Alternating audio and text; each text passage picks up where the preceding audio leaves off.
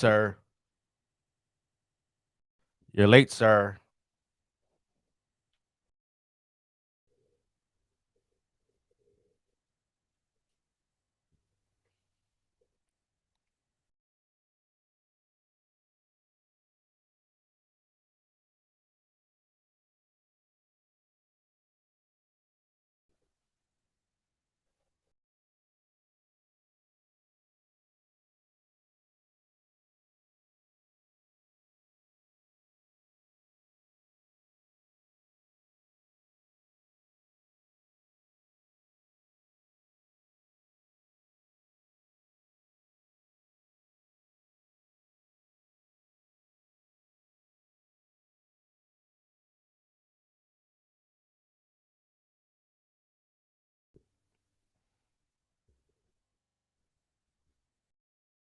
I can't hear you.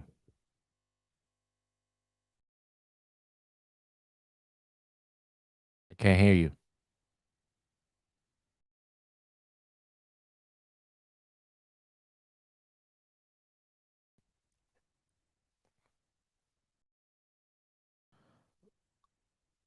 Lago, come back in.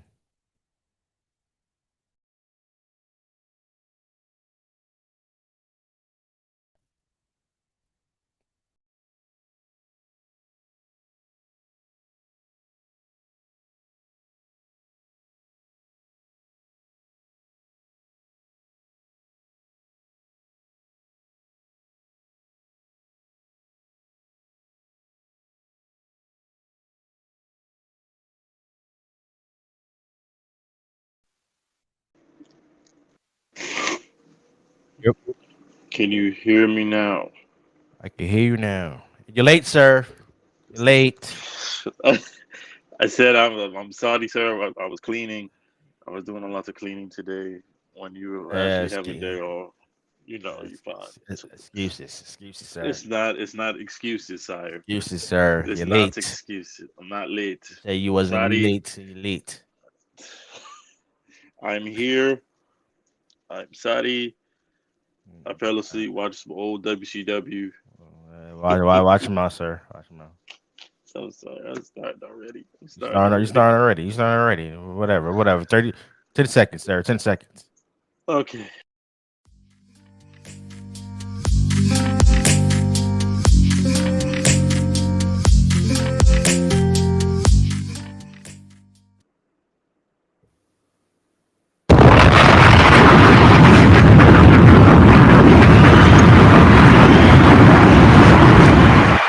Yesterday's price is not today's price. What is up? What is up? We are back after a 2 week break. We are back. We are back. We are live. We are live. We are live. Welcome to another episode of one of the hottest podcasts in the world. That's Saucy Discourse. Man, this is a blessing. Season 3, episode 32. Take him out. Shout out to Swiss Beats bringing us in and bringing us out with his new single, Take Him Out, featuring Benny the Butcher, Jada Kiss, and Scarlett. I'm your boy, Jeff. And I'm your boy Marcus. What's going on, bro? How you feeling, man? Uh, I'm alright. Sure. Um, here you go. Here you go. I just actually sure. I just actually sure. Uh, um, I think I'm okay. You think so? No, I'm not sure. I'm Uh, in the middle. I'm like Malcolm in the middle right now. I'm mhm, alive. I'm well. It's not like us doing on a Sunday, but mhm. since I've been awfully busy with so much going on, I figure why the heck not? Let's do an episode. It has been a while, ladies and gentlemen. This is, like my man Jeff said, the hottest podcast in the world, Social Discourse. How are you, my brother? Oh, I'm Are doing you great, okay? sir. And I'm I'm doing great. yeah, go ahead. I'm Just blessed. go. I'm blessed and highly favored. Just go. Just go. No. I ain't gonna go there yet. But I had a good weekend. First of all, I finished my homework early. I usually wait to the last minute to do it, but it was so Yeah. easy this week. I'm glad I got it done. I got some more free time to myself. I'm playing some video games. Of course, Matt. Of course, got play with the goat. Of course, that's Tom Brady. Okay, and then Who? excuse me. Watch your mouth, sir. Who? Watch your mouth. You starting Does he already. still You starting exist? already. Excuse Okay. me. Did a new Madden come out yet? As long as the new Madden come out, I am playing with Tom Brady and Uh, my Bucks. Okay, finishing my oh my god. season with the Bucks. Okay, that's Oh and my I got a god. new video game which is Terminator. So was it Terminator Term- Salvation? Yeah, Terminator Salvation. That sounds yeah. old. No, no, it's not. It's a new game that just came out not too long ago, and is a great. It reminds you a little bit of a Call of Duty type of thing, but Okay. just with Terminators. Is it an action game?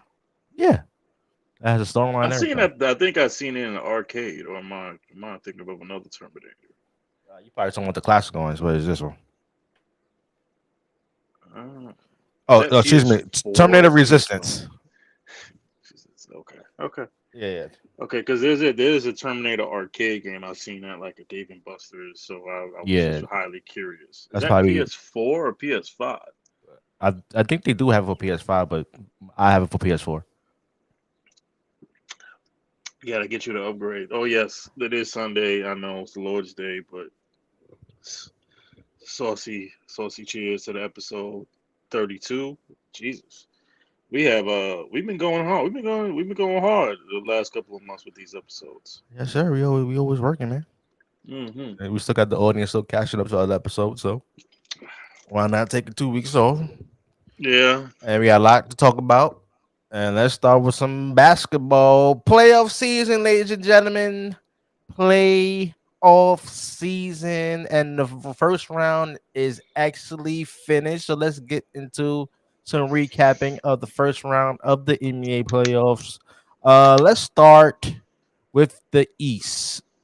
So the Milwaukee Bucks lose to the Miami Heat 4 games to 1. Mr. Wilson, what was your take on this series?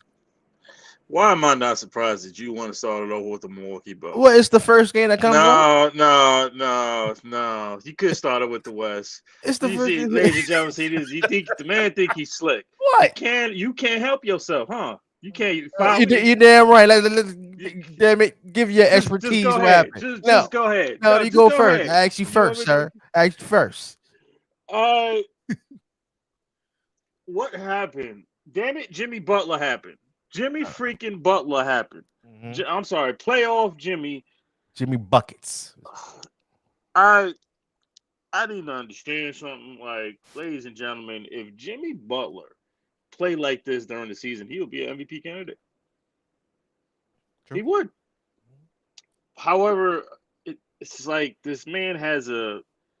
It's not even an on and off switch. It's like it's a turn up switch. It's like when your birthday comes and it's like you gotta turn up for your birthday. It's your special day. Well, damn it seemed like the last 2 weeks before the man got hurt, Jimmy been turning up every damn game. The man had a 54-point game, but the game before that, he had a 56-point game, which is crazy. And this is not just a. I have to say this. This is one of the greatest playoff performances I've seen in a very, very long time. Um, this is not just against any average team. This is against the 1 seed. This was against Giannis, a 3-time Defensive Player of the Year. Okay. This is against Drew Holiday, who people still say is the best perimeter defender in the league. And this was against Brook Lopez, who is a top 3 of this year's Defensive Player of the Year. So, not to mention Chris Middleton. So the fact that this man was dropping buckets, we're not talking about a little 20, 25. This man dropped 54, and the game before that, 56. It's like the man just snapped. Now, we have to give a little consideration to Eric Spoelstra, for just like give the ball to Jimmy, get the hell out the way. The fact that this team has 7 undrafted players who no one sees to know unless you're a real basketball head. You lose Tyler Hero with a broken hand for 46 weeks, which is pretty much the rest of the playoffs. And you lose Victor Oladipo again. Godspeed, Victor Oladipo. We really hope you get better because it seems like this man can't catch a break. Just when you feel like he's starting to get his rhythm back, Another injury. Uh, and throughout everything I just said, bro, this man just takes it to another level. Gabe Vincent, who? Max Strauss, who? The only people really know are Bam Adebayo, Jimmy Butler, Kyle Lowry, Kevin Love. Now, if I'm missing a player, I apologize. It's not intentional, but this Miami Heat team, led by Jimmy Butler, seems to find a way to do the unthinkable. And as an 8 seed, this is, I believe, the only sixth time this has happened. And my issue has not to do with Giannis, because I know where you're going. You can't help yourself. You just can't. It has more to do with Coach Bud. Yes, we understand. We found out later, like a week or two later, after the team was eliminated, that he had lost his brother the same day in a car crash. We here at Saucy Discourse, we send our love, our condolences to the Budenholzer family, because obviously as a coach, for the next 2.5 hours, you have a game plan mindset, which is kind of reality, but not reality, to coach a team in a playoffs, not just regular season, a playoff game. And then once you leave the building, the game is over, you're back to reality, which is an unfortunate time period from Coach Bud. We're not making excuses, but unfortunately, there are times when real life experiences, when someone loses somebody very close to them, that sometimes sports isn't fair. Is that right? You get what I'm saying, Jeff? Yeah, I agree. Saying. Sports in real life and reality, after when people leave games and sports events, just seem to be unfair. And the coaching adjustments from Coach Bud were beyond questionable. Like, first things first, every true basketball head knows if a man is hot, double the man and get the ball out of his hands. That's 1-on-1. He didn't. Even though, yes, Giannis did get hurt, no excuses. The man came back, I believe it was game 3 or game 4, and then the man had a 34 and 20. Brooke Lopez showed up. Chris Middleton was here and there. Drew Holiday was here and there. You asked me before I let you go, when was the last time have you ever seen Drew Holiday abused and disrespected like that, the way Jimmy Butler was being? Like, this man was getting buckets on him, and it is like Drew Holiday wasn't even there. There's nothing Drew Holiday could do. Like, he couldn't stop him. He had a hand up. It didn't matter. Have you ever seen Drew Holiday like abused like that? Never. Yes. Because a lot of I haven't seen it. If you want to go back to the Philadelphia days, maybe he wasn't No, well I'm talking into about his with role. Milwaukee. I did see him gonna get a bruise. By who? I will look by Drew Holiday. By who? Drew Holiday got a bruise by Kyrie Irving until he got hurt. Is that a fact? Yes or no? Just go, because I know No. I that. asked you a question. No, I don't Kyrie remember that. Irving wasn't abusing him. No, he was not. Not the What? way. Not What? No.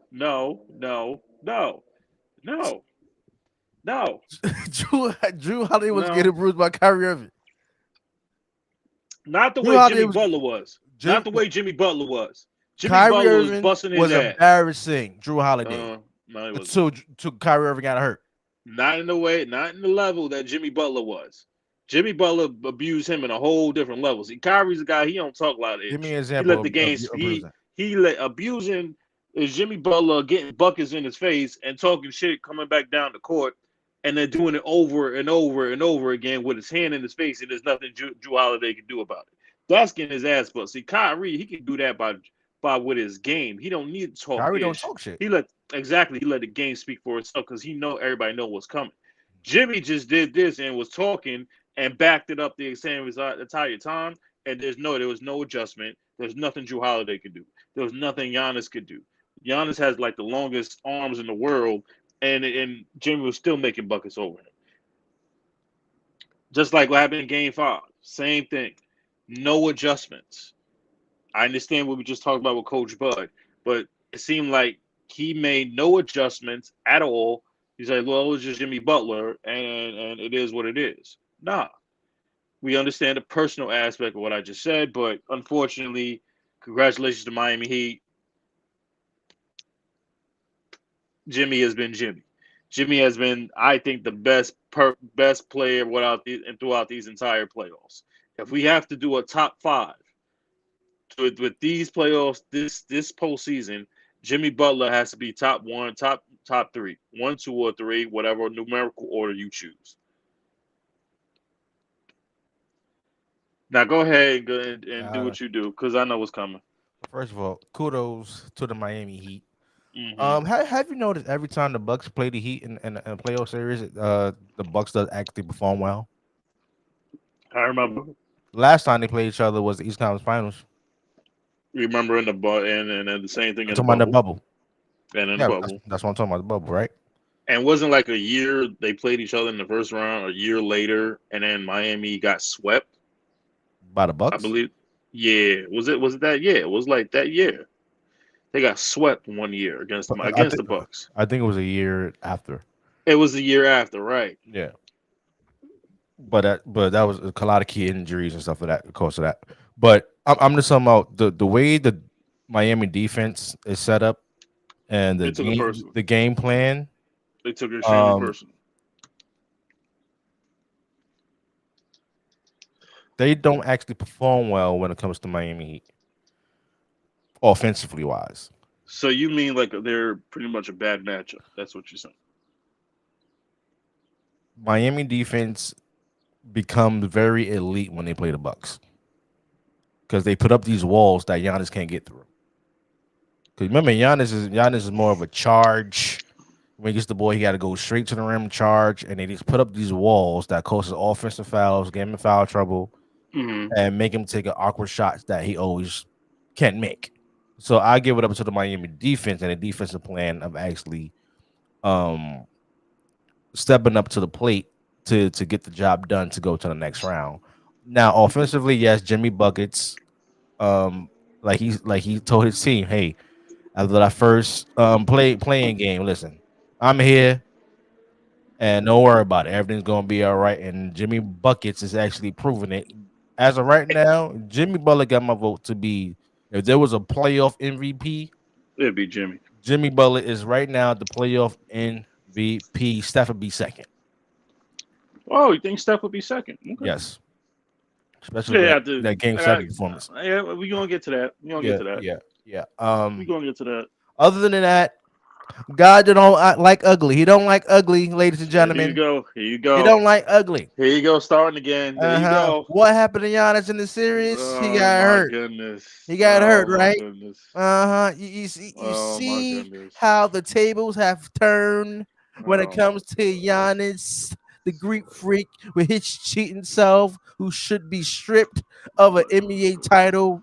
The We're team not should be doing this. stripped We're of not an doing NBA this. banner because we We're don't not like having this cheaters. conversation. And this We're is not nothing doing but this. karma for what happened to Kyrie Irving and that damn series against the Brooklyn Nets when he hurt Kyrie on purpose. And you know he got hurt in this series and was never the same.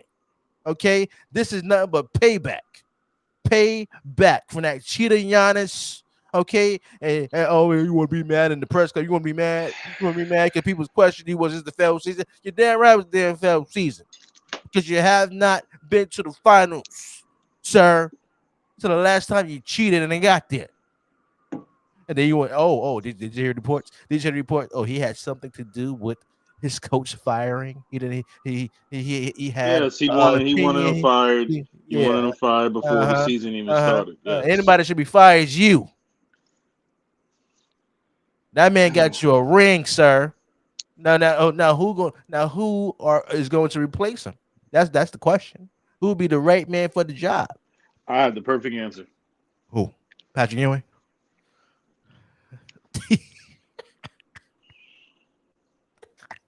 It's all right. You got jokes today.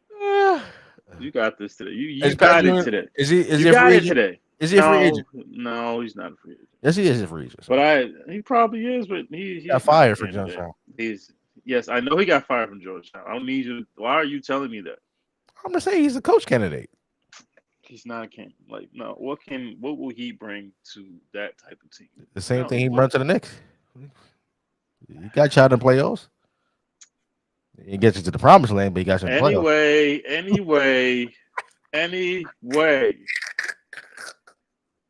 Anyway. A fact. Um, The head coach I would choose would be Ty Lue. Ty Lue. Ty Lue. Ty Lue. And the reason why I say that is because I am also a Clippers fan. The Clippers are my West Coast team. Mm-hmm.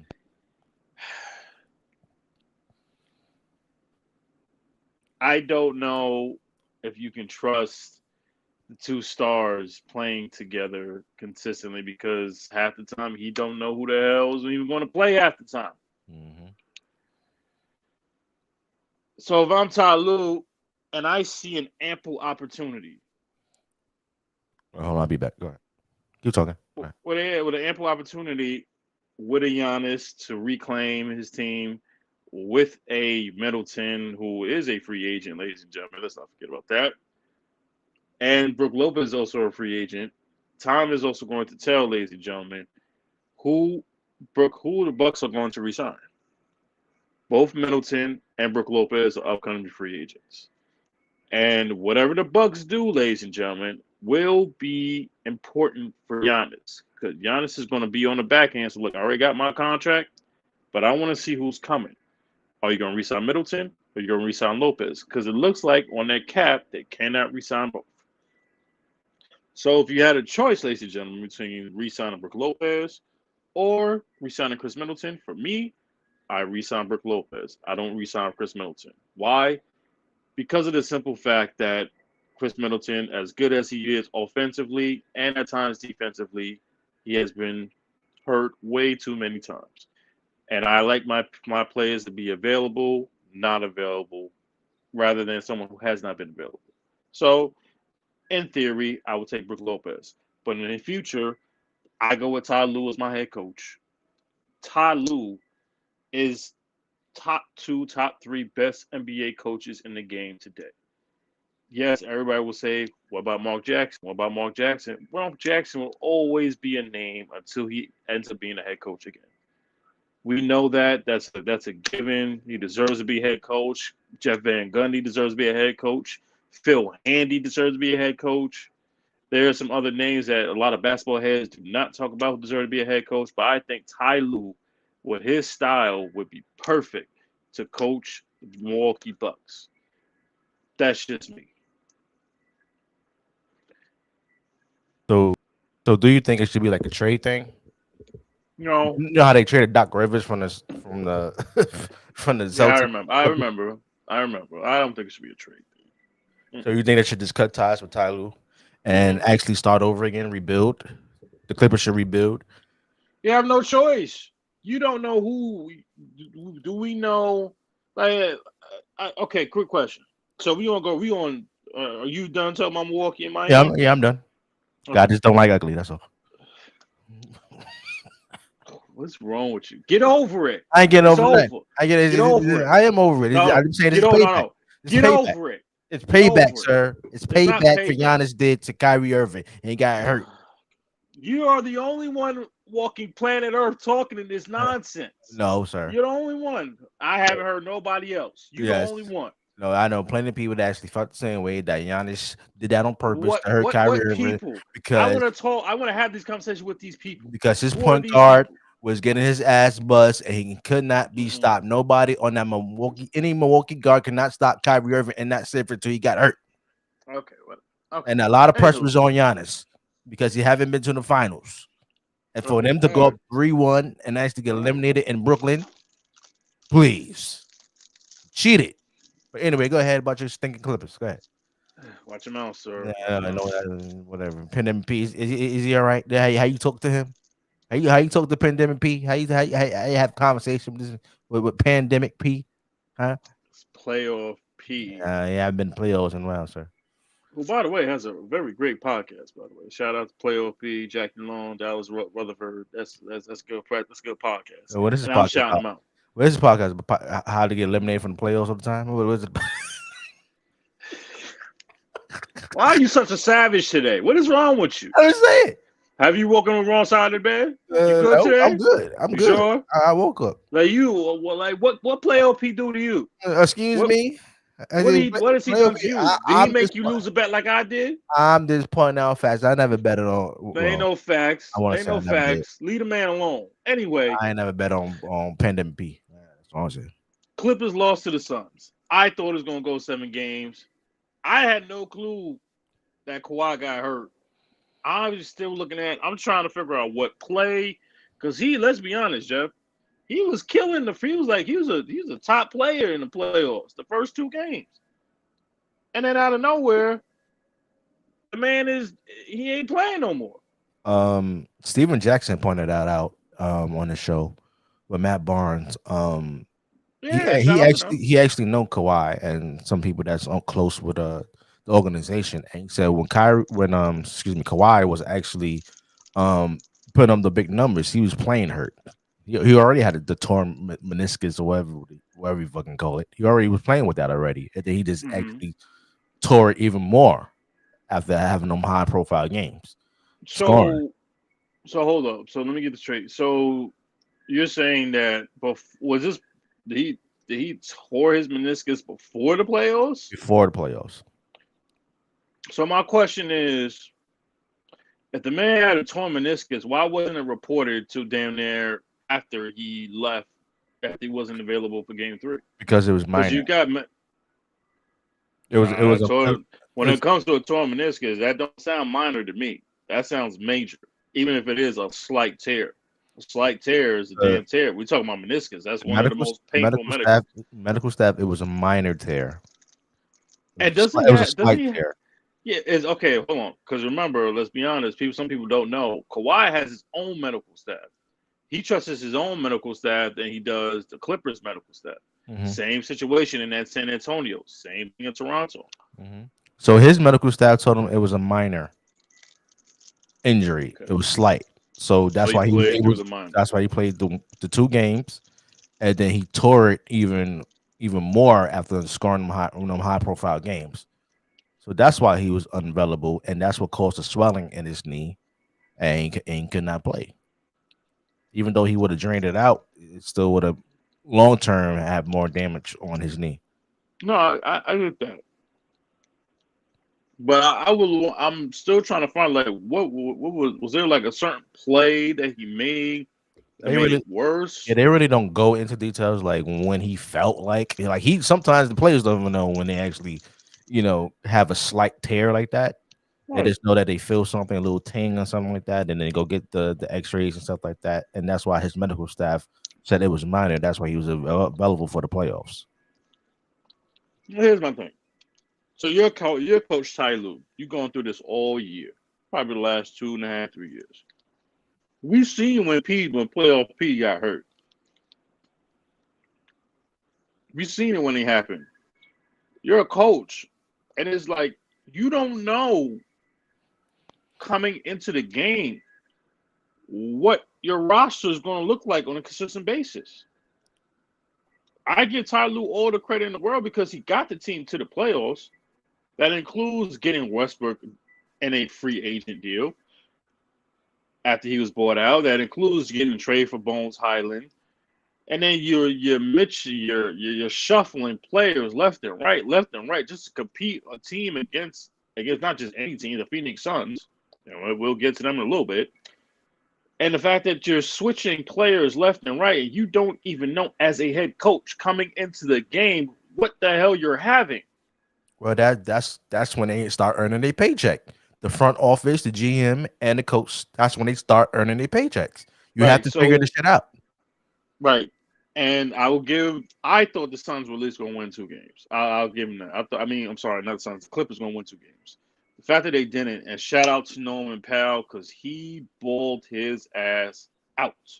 Shout out to Russell Westbrook. He balled his ass out. Russell Westbrook is a better player for the Clippers, not just this postseason, but long term than he is. He's a better fit for the Clippers than he is for the Lakers. I think he should stay there. I think he should reach a new deal. I don't care if it's a 1 or 2 year deal. I think he's perfect for the squad. But going forward, I think they should. Like you said, I think they should work out some type of trade. Work out some type of trade for so Ty Lue can go to Milwaukee. Because his coaching style, he can unlock some potential from Giannis that maybe we haven't seen yet. Whether we don't know what it is, but this guy, when he prepares for a game, Ty Lue prepares like no other coach in basketball. And that's no disrespect to Popovich. That's no disrespect to Steve Kerr. That's no disrespect to Budenholzer, Monty Williams. That's no disrespect to none of these players. None of these coaches. But I think Ty Lue is the best coach in basketball. If I want a head coach, play for a head coach that's going to unlock not just my potential, which can be good or bad, I want a coach that's going to give me the best and tell me the real ish what it is and get and show me things that I have not seen before. See, I know what I can do, but if I got a coach that can show me what I was capable of and I ain't see it, oh yeah, I want Ty Lue. So you put Ty Lue with Giannis, this is a whole different squad. Now I was just talking earlier about Middleton. Middleton's going to be a free agent. Brook Lopez is going to be a free agent. If you got to re-sign one of those two, who are you re-signing? For me, I'm re-signing Brook Lopez. I need a big.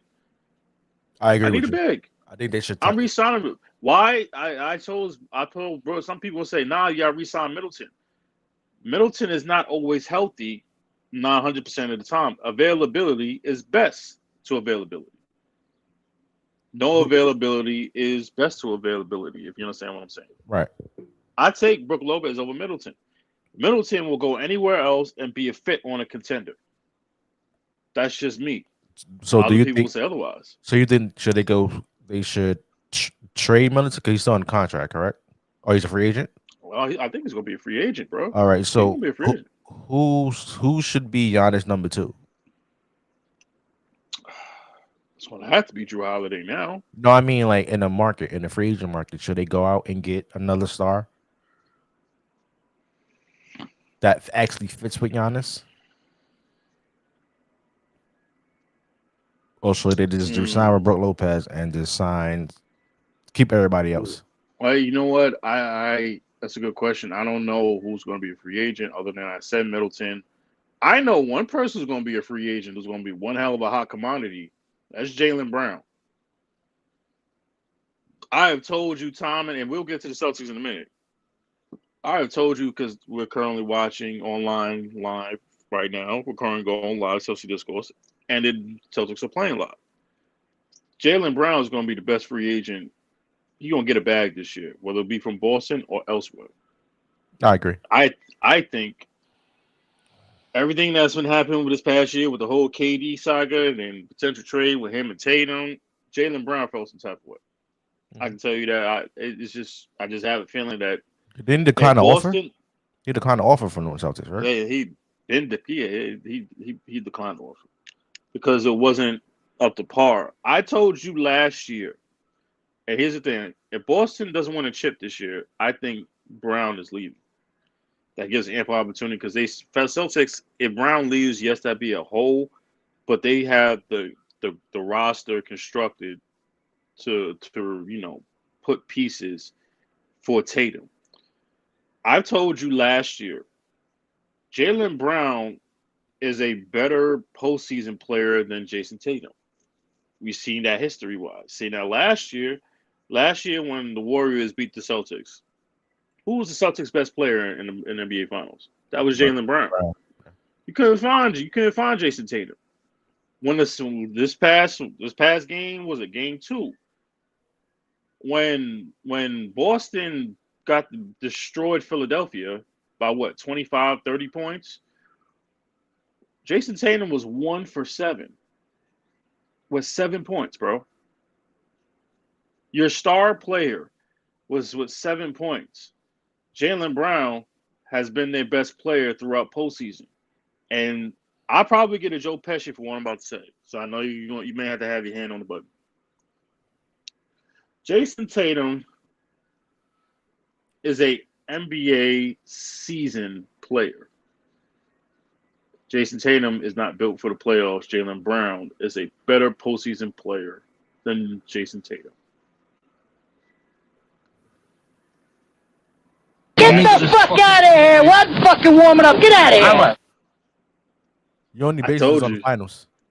huh? You only basing this on the finals. Basing this on Jason Tatum performance in the finals. I'm basing it Because on playoffs. Period. the road to the finals last year, Tatum was that guy too. Yeah, but when it came down to it, there's a lot of games that Tatum didn't show up. I just counted. I just talked about 1 for 7. Like, how you going 1 for 7 in a blowout? That's you got to play better than that. Just like we said in the final, like, okay, you want to go to the finals? How many times did we just sat here and said, "Yo, Jason Tatum's inconsistent," but who the one that showed up? It's Jaylen Brown, the one that's always showed up.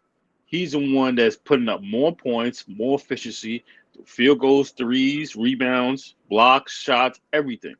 Jaylen Brown, to me, I think in the future, in the very near future, will be the better player than Jason Tatum. I think he's a better postseason player than Jason Tatum is right now. That's just me. If anybody disagree with me, I understand. But I just say Jaylen Brown is a better postseason player than Jason Tatum. Tatum is made for the playoffs. Jaylen Brown is made for the NBA. Jason Tatum is made for the season. Jaylen Brown is made for the playoffs. Yeah, That's why you have those two. I agree with you that if they don't win the championship this year, I think Jason Tatum is gone, and I could see You him. say Tatum is gone or No, Brown is gone? excuse me, Brown is gone. Okay. Brown is gone, and Jalen Brown. I think he wants his own team. And you know what team that is, right? So is that? Houston Rockets. Oh, I don't see him Who's going the to the West. Who's I the see head him staying in. coach? Who's the head coach? What's his name? Adoka. Right. Who led the Celtics to the finals last year as head Adoka. coach? I can see the connects, the dots connecting. That's one connect dot. I don't want to hear about James Harden possibly going back to Houston. I can't see it. It wouldn't make sense. I think he's fine. He should stay in Philadelphia. You got a young squad with Philadelphia. I mean, with Houston. They are ready to make changes to their roster because they're too young. So you got to experience and like how many head coaches do you hear about their first time coach a team not just to the playoffs but to the finals? Jaylen Brown, as I said, was his best player. So you get Udoka with Jaylen Brown, and you still had he's still well Jaylen Brown's what 26, 27. Yeah, he's young. Yeah. He's still young. We ain't seen his best. He can be the star, the superstar that everybody, and I believe he can really be. He could be the star that leads a team to a possible championship. Possibly. Possibly. And I think Houston is that place for him. All the signs are pointing to it. That's just me. That's just my opinion, brother. Yeah, I agree with you. How Another you team. doing? Yeah, I think that would be a good fit if they could get some other veterans with him, like a Siakam or somebody like that. But Siakam was just, number 2 just because him, Toronto will be rebuilding. yeah, and just him just going there by himself. No, another team I could see. Hell, since you wanted to make the KD trade, I could see Jalen Brown on the Nets with their squad, Oh, yeah, they can because and they missing they somebody like a got Jalen they Brown. miss us. Yeah, they got cap space. Yeah, that's a good one. That's a good one, man. I like that one. Kel Closing Bridges, Brooklyn with him and Mikal Bridges. Cam. Yeah, that's a good one. I like that one. All right, let's go Okay. to this next series. Your Knicks defeated the Cavaliers 4-1. No. You go first, cause you sat here and said that you disrespected my team, and you said that we was gonna lose in 6. You were wrong. I want an apology. I want an apology from you. You are I ain't disrespecting my apologize Knicks. for nothing. Yeah, yes you is. Yes you No, is. no, you Yes already you won is, the sir. bet. I already brought you lunch already, so don't do that. I ain't apologize for nothing. Okay. It's all right. It's all right. It's all right. No, I want your opinion and your analysis of the series, please, sir. I'll be listening. Go ahead. Oh yeah. The reason why the Cleveland Cavaliers lost this series Mm-hmm. is because of the game plans, and here's why. Hmm. If you know that rebounding period Mm-hmm.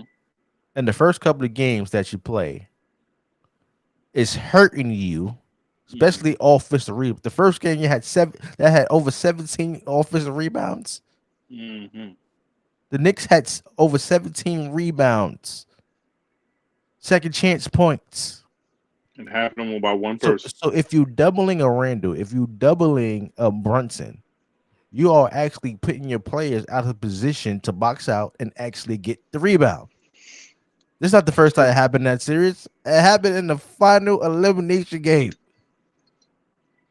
Like JB Bickerstaff, I mean, you're a veteran coach and all that, but he's not the right coach for the Cleveland Cavaliers. Really? JB Bickerstaff is not the perfect coach for the Cleveland Cavaliers. They should look for another coach. And anybody that's on that damn bench, assistant coach and stuff like that, y'all should be ashamed of yourselves too. Mm-hmm. Y'all cannot make any key adjustments to pitch up players in the right position to get you offensive rebounds. The doubling was too much. Um, you're sticking next one, yeah. Hooray. You know what disgusts me about this series? You know what disgusts me? Uh-huh. Go I mean, ahead. I know what's coming. Go ahead. Go every ahead. Go time, ahead. every Uh-huh. time y'all want a playoff game, and they say, Mm-hmm. do y'all really have to shut down 34th Street and celebrate like it's 1973 all over again? Do you have to actually celebrate that you actually think y'all won a title because you won a playoff damn game? Y'all didn't even win the series yet. Y'all was already shutting down 34th Street. One game, and y'all couldn't help yourself to flood and contaminate 34th Street. Can y'all help yourselves? Y'all can't help yourselves, can you? Yeah, this is Nope. disgusting. Okay, Nope. this is the most disgusting act from a fan base, not in just NBA history and sports history. This is disgusting. You don't have to go out and shut down 34th Street just because you won a playoff game. Win the damn series first. Then you go celebrate and shut down 34th Street. People need to get home, sir. You damn Knicks fans, you make me sick. All y'all just come out of nowhere the whole season. Y'all just make me sick. Everybody wearing the gear now. Everybody wearing their snapbacks.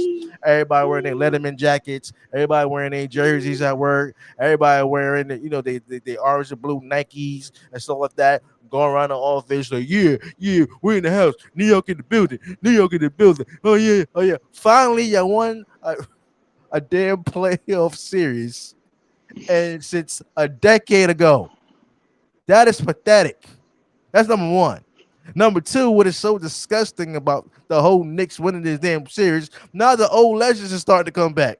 The Charles Sprewell is coming back to see a game. You got Bernard King, who jersey should be retired. James Dolan was your Absolutely, I record agree with not that. use I agree. I Yeah, absolutely agree with that. There's no discussion. yeah, Bernard King I don't showing up. understand. The man is there he's there damn near every damn game, and his jersey is not in the I Raptors. mean, Something's Allen wrong with that Houston picture. is there.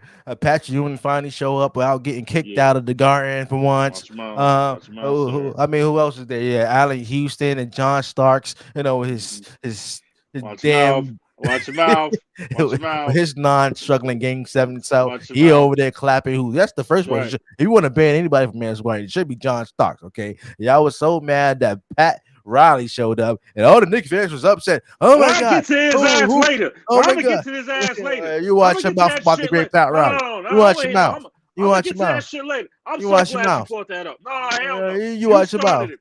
You started You it. watch your mouth Nope. about Pat Riley, sir. No. You watch your mouth. I ain't done I yet. don't know. Okay, y'all want to get Go ahead. upset Go for no ahead. damn reason, Go ahead. but You you, damn but right. but for sure, you mad about Pat Riley being in the damn arena, but you got John Starks there every damn day, So every what? damn day. We forgive it. We That man forgave cost John y'all a Stark. championship. Oh, so We y'all forgive can't John forget Pat Stark. Riley. Y'all can't forget Pat Hell Riley. no. Hell no. Why? Hell no. Why? Hell no. So instead of the fact that you just wanna see we can't come to the media and say you're gonna leave us, you wanna do some bum ish.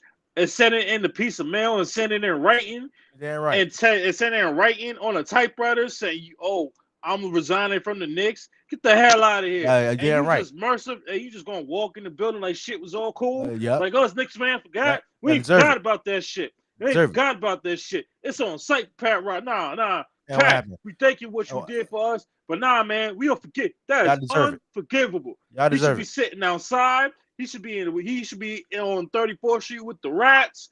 He don't deserve to come back in the garden. You watch him out about the The great Pat fact that Riley. he You watch him came, out. the fact that he came back in the building and walked out mercifully is disrespectful for the It us ain't. Knicks It fans. ain't disrespectful. Yes, it is. It is. What Yeah, is you're damn disrespectful? right it is. It ain't disrespectful. Oh, please. Yes, it The great, is. y'all Yes, it deserve it. is. And after There Pat Riley you go. left the sticking There you Knicks, go. he went There you go. on and won multiple championships with the Miami Heat, the team that he actually left y'all for. So don't be disrespectful to the great Pat Riley, sir. And don't be Nah. disrespectful. That is unforgivable. Oh, That is please. Oh, unforgivable. please. That is a What? fireable offense. Oh, please. What is You more shouldn't. unforgivable? Being stinked, a stinking team, and a stinking player going 0 for 100 from the damn 3-point land and coaching y'all championship. Oh, Pat Riley did not sitting that That's damn left Pat do the Riley mail. fault too. Oh, He ain't make no please. damage. He ain't make Oh, no please. adjustments. Oh, He ain't make no please. adjustments. He Please. ain't make no He was adjustments. contaminated at the You see time. what? He was contaminated. Ain't got nothing to do with the contamination. Yes, it does. You see what happened to Bud.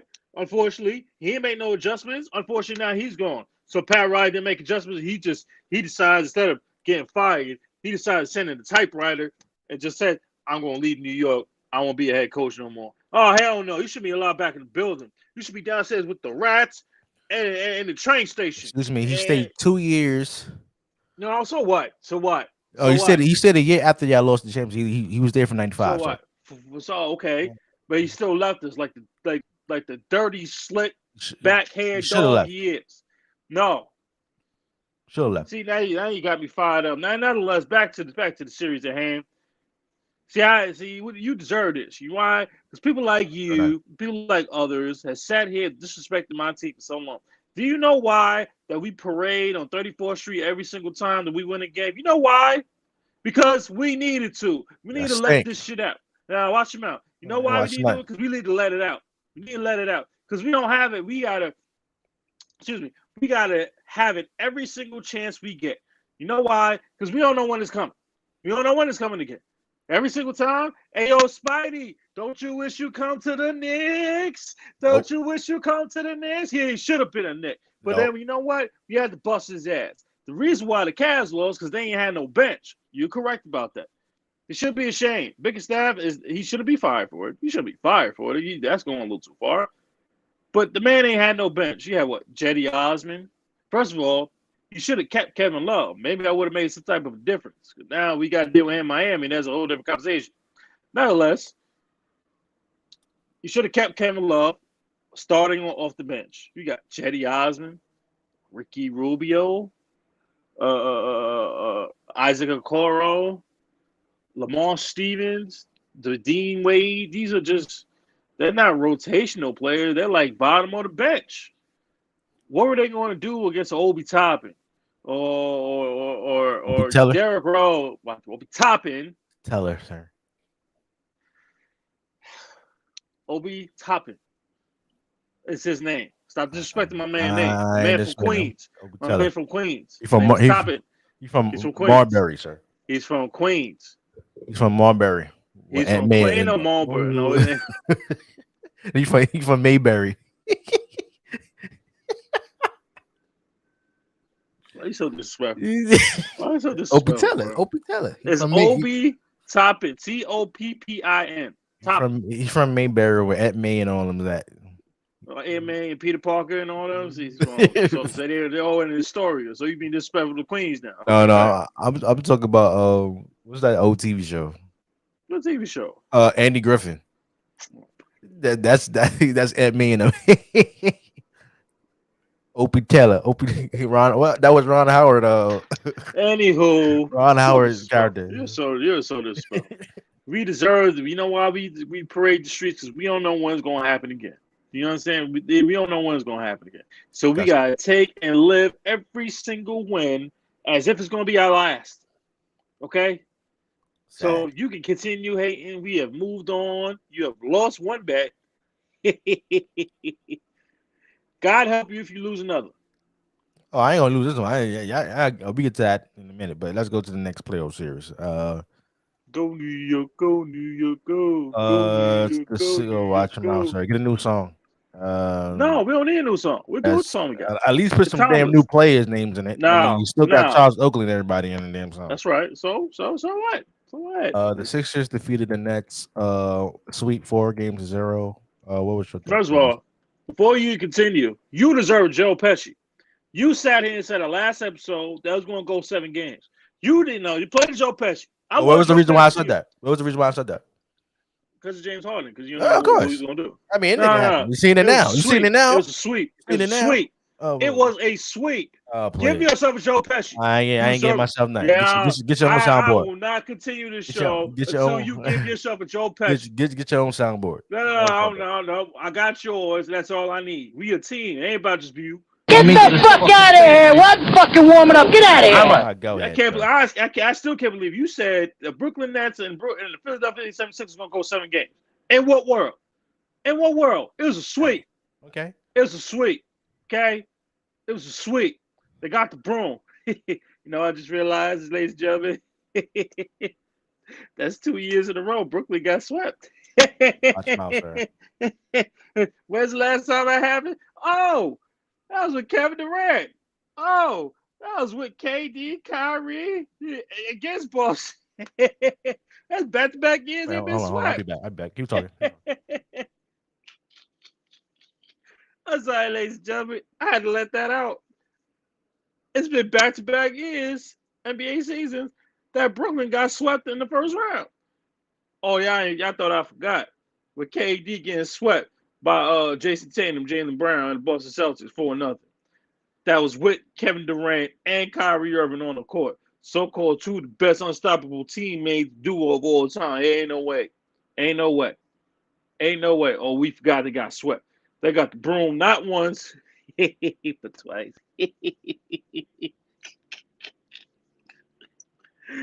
Woo! You're now tuning in the hottest podcast, the Saucy Discourse, ladies and gentlemen. I thank you for watching. You know what I'm saying? Shout out to our sponsors, Click A Vodka. Thank you very much. Click A Vodka. I might meet you down a couple of months, March 2024, for a special date. But, you know, we're going to leave that here and there for now. But, ladies and gentlemen, the Brooklyn Nets, my contemporary, my brother, my brother in holding arms had the nerve to say that the series was going to go 7 games. Philly and Brooklyn was going to go 7 games? How? Now, Mikal Bridges, he finally showed out, and I believe he will continue to be a potential star. Nonetheless, but who's going to stop Joel Embiid, the MVP? Nobody.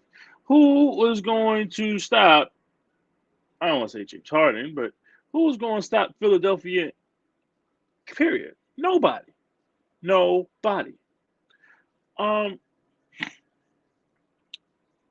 Brooklyn had a good season. They struggled halfway through the second season after the whole trades, obviously. We don't know what to expect from Brooklyn next year unless they get a Jaylen Brown, as we spoke earlier. Maybe they take another step. We don't know. Maybe they get a better head coach. We don't know. We will see.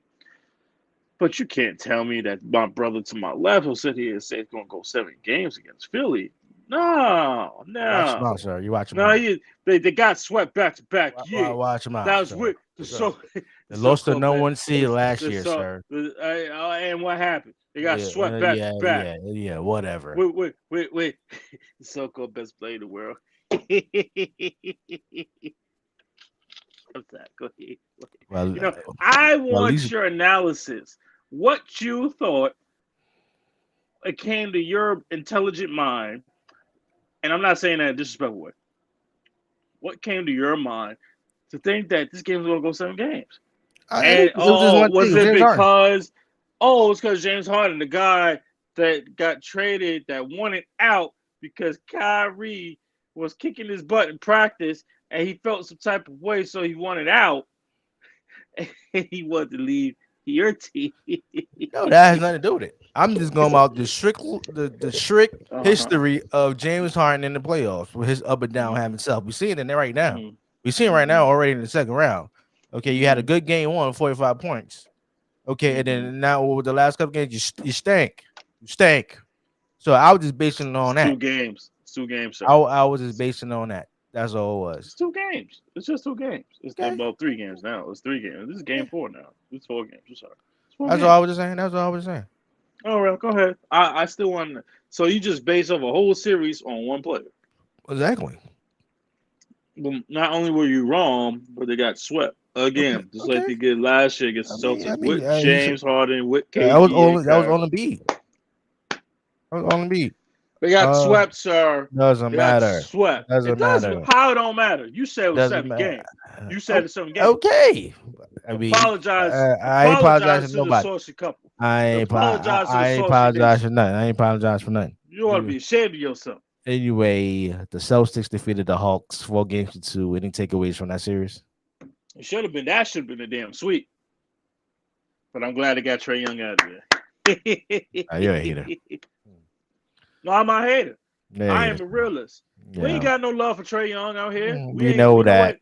We're not even thinking about. We're not even thinking about Trae Young. We're not even thinking about Trae Young. We're not thinking about Trae. Last time y'all was the playoffs, you hurt your feelings. No, we don't remember that. We don't I remember that. Yeah, I remember that. That was past. That was past. I was past.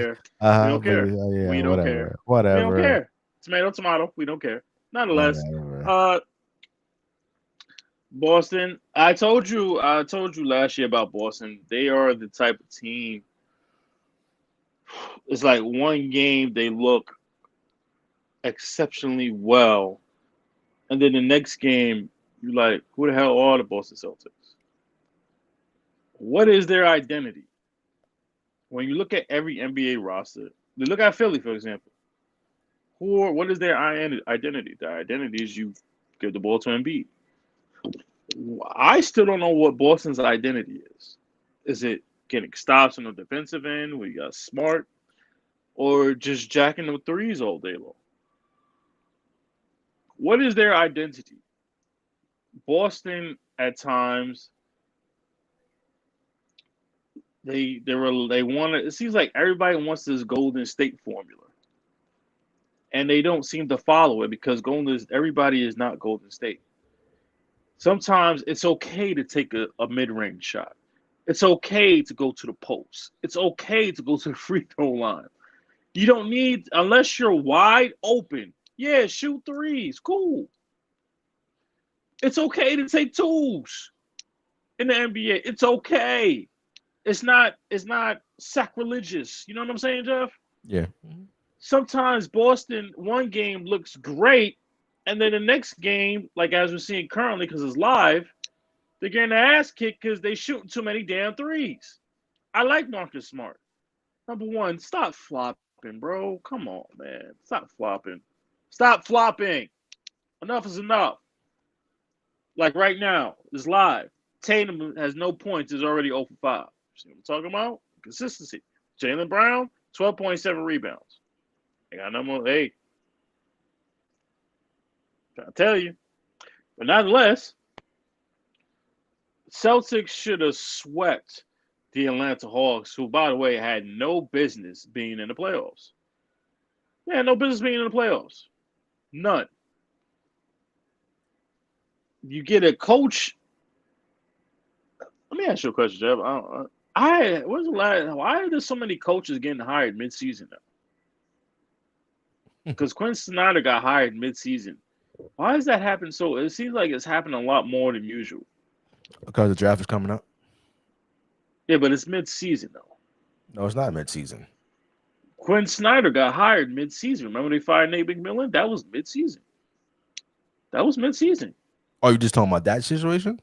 Yes, but didn't another coach didn't like one or two other coaches get hired mid-season during the season, not like post-season or after a season?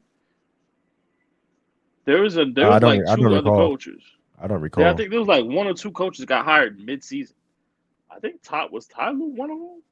Yeah, Ty Lue was one of them a couple years ago when they had LeBron, and he was elevated to a head coaching position. That was a number of years ago. Yeah, but that still counts. I thought you were talking about this season. No, not this season. But my point is, what's the deal with all these coaches getting hired mid-season instead of before the season, during the summer, postseason? I mean, But what's the deal? but it's different reasons. So if you talk about midseason, like the one happened in Atlanta, right? Mm-hmm. There was issues between Trey Young and Nate McMillan. Trey Mm-hmm. Young didn't want Nate McMillan there. So if your star player is saying, "Hey, I'm not getting along with the coach and he's not connecting with the team," then the GM and everybody gonna look at it. Hey, he's not connected with the team. We mid season. We need to make a playoff push.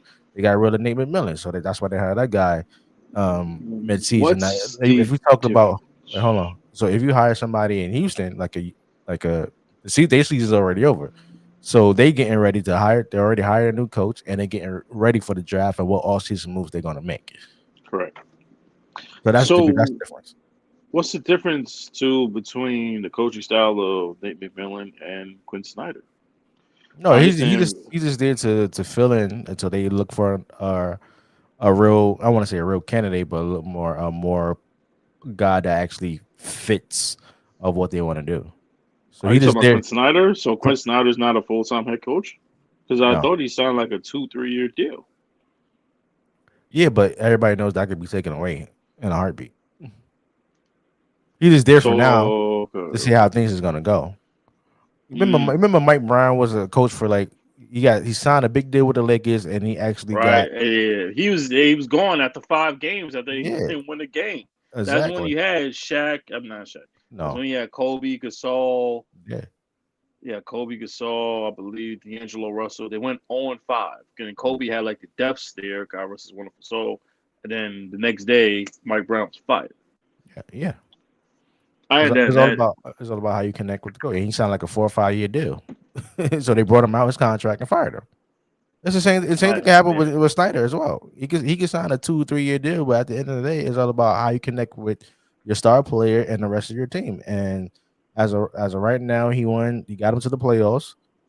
Got him in the playing game. They got into the playoffs. That was a success for him. Now he might come back next year and Mhm. actually see how it goes. But it could be another mid season thing if they not doing well. He could get the boot too. Mhm. So don't So let let me the ask you this 2 year, in your 3 year opinion. deals fool you. So let me ask you this in your opinion. Do you think the Hawks will be in the back in the playoffs this year? Yes. All right, we'll see. Do you think Trey Young will still be there because we hearing rumors that he can get traded? Trade him to the West, please. Well, there's always rumors when it comes to the association, but No, but this one is legit though. This one is legit. This I been don't going on for a couple of months now. I haven't heard anything about Trey Young getting being traded when it comes to the Hawks. Now It's there. now when it comes to everyday business in NBA, they always listening. So a GM is always listening to offers, but just okay if a team is heading up Atlanta Hawks, but it's all about what you're gonna get back for Trey Young, and also who's gonna win and how many draft picks. So it's always talks. Oh, another player loses his sneaker. Nike, Nike, of course. Anyway, Just the uh, damn high tops. I should have Sick and said that tired of these before. damn ankle injuries and with them damn low top No sneakers. ankle injury though. It's no ankle injury. Just a player loses I'm his not, Nike. I'm not talking about what just happened. I'm just talking about in general. Yeah, Everybody getting no, these that's damn fucked ankle up. injuries. So It's you some you damn high want somebody tops. you want somebody to walk outside, walk on the court with some British Knights. No, Nike know how to make Nike back in the day had high top sneakers. Yeah, they still do. That's So what's the James. problem?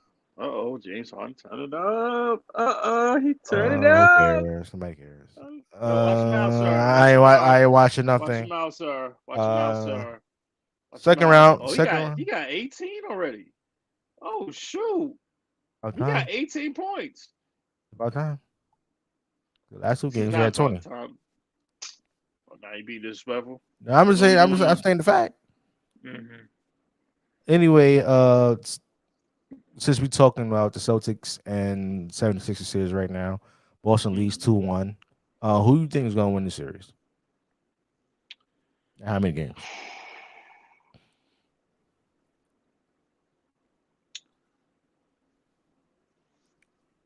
I'm pulling for Philly to pull it out in this series. Oh my God, why? Why? I'm very interested in why.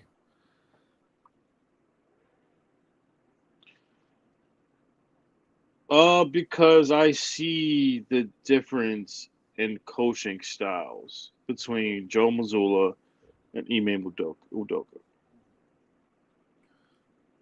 This is on TNT. No, ESPN, Oh, yes, man. ABC, ABC. Gosh. Um, Udoka is seen was a guy that when he saw a matchup nightmare, so to speak, or he saw a matchup that he didn't like, you would call the quickest timeouts and make adjustments immediately. I don't see that with Missoula. I mean, he's a young guy, assistant coach turned to a head coach, obviously due to what we knew of in the whole offseason before the season started. I see a major difference in terms of coaching styles because with Udoka, I knew what the identity was with the Boston Celtics. A lot of 3-and-D guys, a lot of bigs switching, a lot of bigs, and a lot of shooting.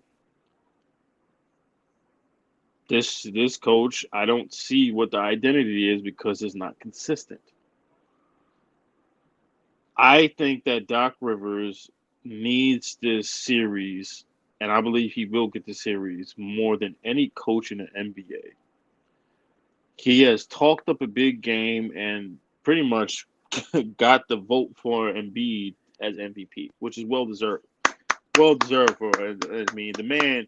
Can you? Yeah, we can talk about it. Congratulations. Like the process is the process. To come from the process with injury after injury after injury, including the one he just recently had, and then come this far to now the MVP is the top 5 player in the league. Outstanding. You know what I'm saying? That's not nothing. That's a great deal. And dealing with the whole Ben Simmons saga and then on and off is Harden going back to Houston and all that. He's done a great job, and not to mention his own tight injuries. This has been unbelievable. So I really think that Doc needs this series more than any coach in the NBA to get away from this narrative that if it goes to Game 7, well, we know Doc's history of Game 7s, which we have both said on the show. When it comes to Doc's history in Game 7s, it's not pretty. I believe in the Philadelphia 76ers. Their core, their bench, with not just Embiid, with Harden, Maxey, Tobias Harris, Anthony Melton, Yang, Paul Reed. That's a good squad. Obviously, Boston has the depth, but I think Philly has more of the heart. And I think Boston will end up losing this series. And then when it does happen, it will lead to those questions with Jaylen Brown. Where will he go? Jason Tatum. What's the next step for him in his game? Missoula, what does he do as coach? Will he be gone after a year and a half? What do you do next? Do you need to get another role player or another big? What do you do? You get what I'm saying? Does it kind of make Yeah, sense for you, bro? yeah, Or yeah. I get what you're saying. it's just my I think this goes 6. Obviously, Boston is up 2-1, but Philly can. I think Philly. I won't say easily. I think Philly can win. I think Philly can win. So this may have to go 7, right? Because it's two. Is it two? It's 2-1, right? Yeah, it's 2-1. It has to go So 7. Philly. So it has to go 7. Okay. Ooh. Yeah, I'm going. I'm gonna go with Philly, man. I'm gonna go with Philly. So you're saying Philly in 7? Philly in 7. I'm going with Boston in 7. Oh man, missed a layup. You I can't believe miss the layup, I believe bro. Boston. I believe Boston is the better team, Hmm. and I just believe they're just You gonna pull mean it out. deeper team, right? No, I just think they're the better team overall. I'm not talking about just being a depth is important to them, but I think they have a lot of key role players like Brandon, who had a big game last time. Got Marcus Smart, one of the best defenders in the league. Oh, you mean floppers? Don't be disrespectful, sir. They did. It's the truth. Anybody's a flopper is Jalen Brunson. Especially, watch your mouth. I ain't watching nothing. I ain't watching nothing. I ain't watching Marcus Smart been doing that for years. Years. No play. I'm talking about I'm talking about yesterday's game, sir. Saturday's game, Jalen Brunson was flopping. He had one flop. Player. Yeah, that's why I got overturned. He was flopping so. Anyway, your Knicks against the Miami Heat.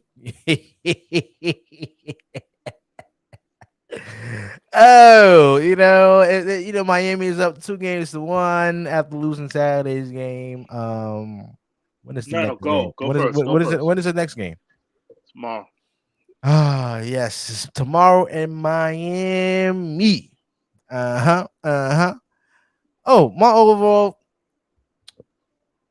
analyst about this damn series. You know what? Your Knicks, y'all was some bullies in the last series, but this time you had match your maker. Miami Heat has a bunch of rough riders on their team that can actually shoot the damn ball. They didn't shoot well last game, but they can shoot the damn ball. They actually proved it in the game too. Oh, I believe if Jimmy Buckets was playing, they would have won that game. After guarding the game too, got away with a little key calls. A W's a W. We looking forward. Okay, the Miami Heat, if they win Monday's game, I predict that this series is over at the Garden. That is my fantasy. If the Miami Heat wins Monday and they go back to the Garden, will it be Thursday? It is over Thursday, ladies and gentlemen. Because Jimmy Butler cannot be stopped. Jimmy Buckets, excuse me, cannot be stopped. There's nobody on the Knicks squad that can stop Jimmy Butler. Jimmy Buckets. I mean, he was bruising everybody. Josh Hart, bless his heart, he couldn't stop Jimmy Buckets. Then you try to put RJ on him. He was bruising RJ. You put a Commander McBride against him, and he was actually abusing Commander McBride. The Miami Heat team is different. They have Rough Rider, just the Knicks have Rough Riders on the team, but the Knicks, get ready. Get ready because the cliff is coming, ladies and gentlemen. The cliff is coming. There ain't going to be no more orange and blue skies. There's going to be nothing but gray and cloudy skies for you, Knicks fans. The pain, the depression, all that celebrating contaminated 34th Street is going to be over. It's going to be over. You're not going to the East Conference Finals because you can't stop Jimmy Buckets and the Miami Heat. And when that happens, when y'all lose this series, oh, what a happy day it would be. Oh, happy day for me. Go ahead. The floor is yours, sir.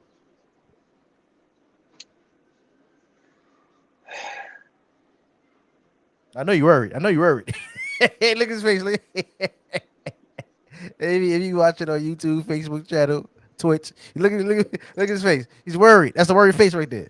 That's a worried face.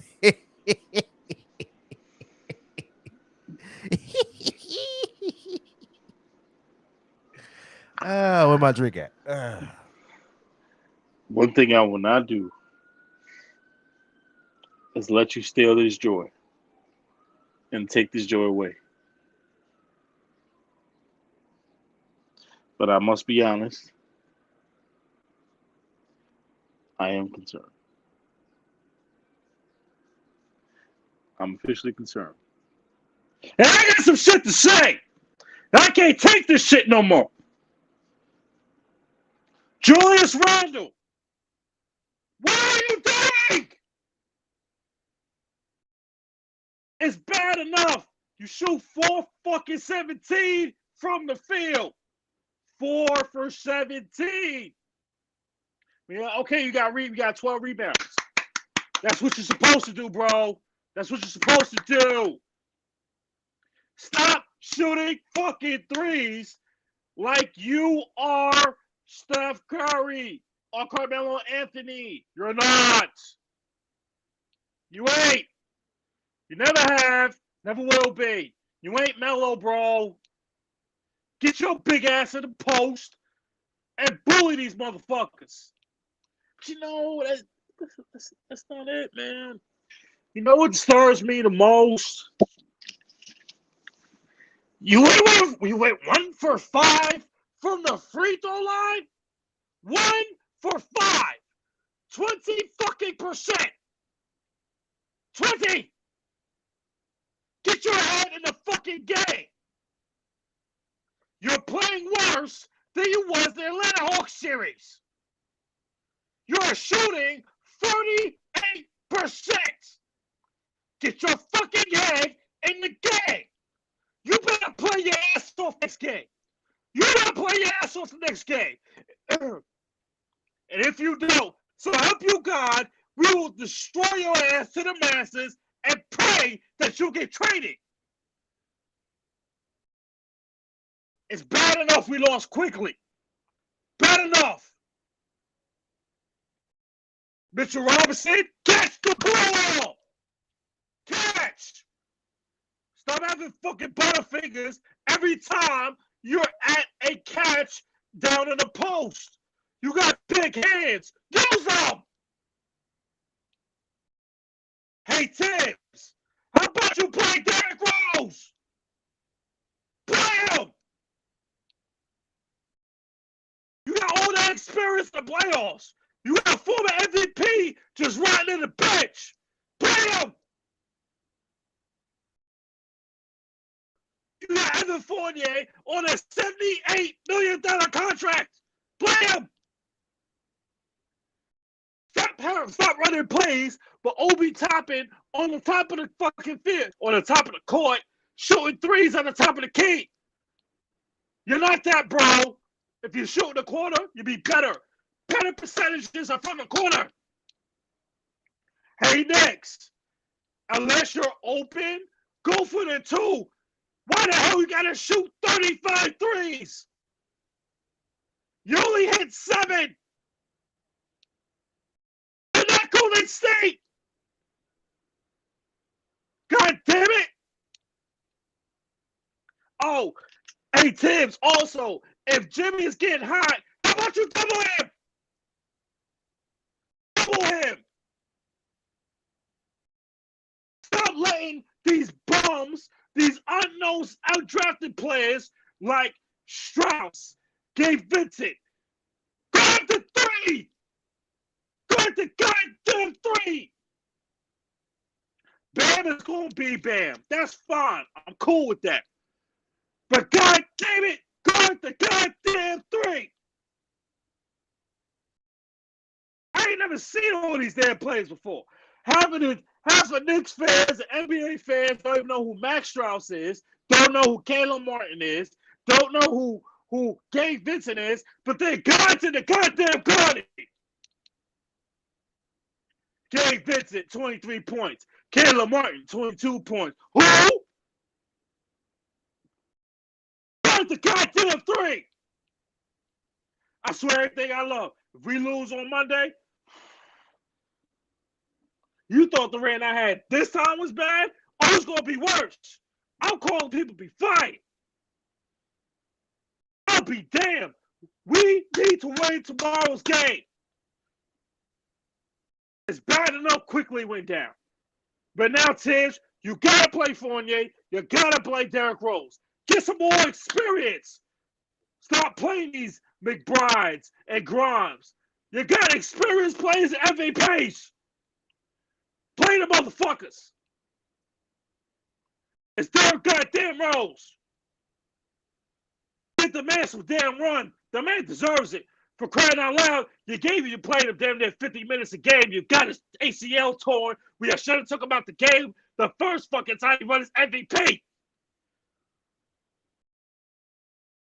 The least you can do is repay the man. We all want to see Derrick Rose play. He's the best player 2 years ago with the damn Hawks. Play Derrick Rose. Stop shooting so many goddamn threes. Get to the fucking paint. Get offensive rebounds. Mitchell Robinson, catch the ball. Obi, stop shooting threes. Dunk that shit. RJ, you good, bro. Appreciate you. Ever since Stephen A calls you out, you've been more aggressive. Cool. But calm down on the turnovers. Brunson, I know you hurt, bro. We appreciate you. We really do appreciate you. I really do, bro. Hey, Julius! Stop throwing the ball over. Shoot the damn ball inside the paint. You did 250, 260. You should be bullying Bam. You should be bullying the power forwards. You should be bullying Kevin Love. Stop shooting threes unless you're wide open. Josh Hart, yeah, one bad game. This your first bad game, bro. You good. You good. You good. You did what you could against Jimmy Butler. No one can ask more for what you did. But goddamn it, Tibbs, play the bench. The bench is better than Miami's. Half the NBA fans don't even know that they're bench. I swear everything I love. I'm coming on this show. I'm doing my own Saucy episode if we lose. I'm saying it right now. We better not lose game 4. Because I'll be damned if I'll be ridiculed and disrespected. We have not won since 1972. We need this shit. I need it. Yeah, I'm damn right. I'm worried. I'm damn right worried. And I'm fucking pissed off. Go ahead. Ladies and gentlemen, what you just heard is the diary of a mad Knicks fan. This is what you're going to see when the series is over. Rants, depression. First of all, ain't nobody playing Derrick Rose. You're too damn old, sir. Nobody playing. You ain't got no choice now. Quickly, he's hurt. You ain't got no damn choice. Hey, man. He gonna play Miles McBride or somebody. Whatever his damn name is. We ain't got time for development for no damn rookie. Play a former MVP who Tibbs, you owe him this. Because you played his ass then in 50 minutes years ago when he tore his ACL in midair against Philadelphia, 2008 or 9. You owe him that. He gave you everything. And you overplayed your players when you was already up 25, 30 points. You owe Derrick Rose. Play him. Play Fournier. He can shoot. Stop using these guys as mentors who have not played for 2 months. Play them. I can't wait. I can't wait. I can't wait to. You want your answer? Yeah, I'm worried. I'm worried. Yeah, you're damn right. You worried. You're damn right. And you should be.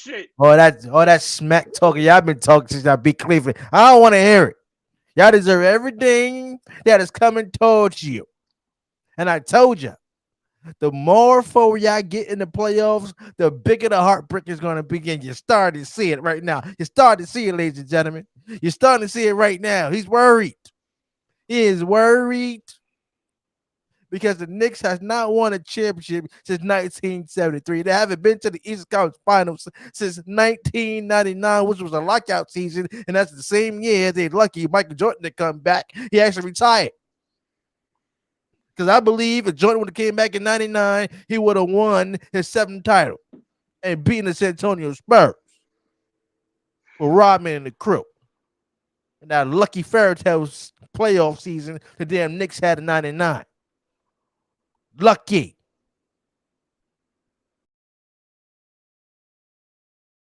Oh, I can't wait. I can't wait to cliff is coming. The cliff is coming, ladies and gentlemen. All you Knicks fans, you're shaking in the boots. You're shaking in the boots. You can't stop Jimmy Buckets. Let's go over to the Western Conference first round. Let's do a recap on that. The Yeah, you go Nuggets. ahead. I need the Wolves up. The Nuggets defeated the Timberwolves 4-1. Whew. You okay, sir? You okay?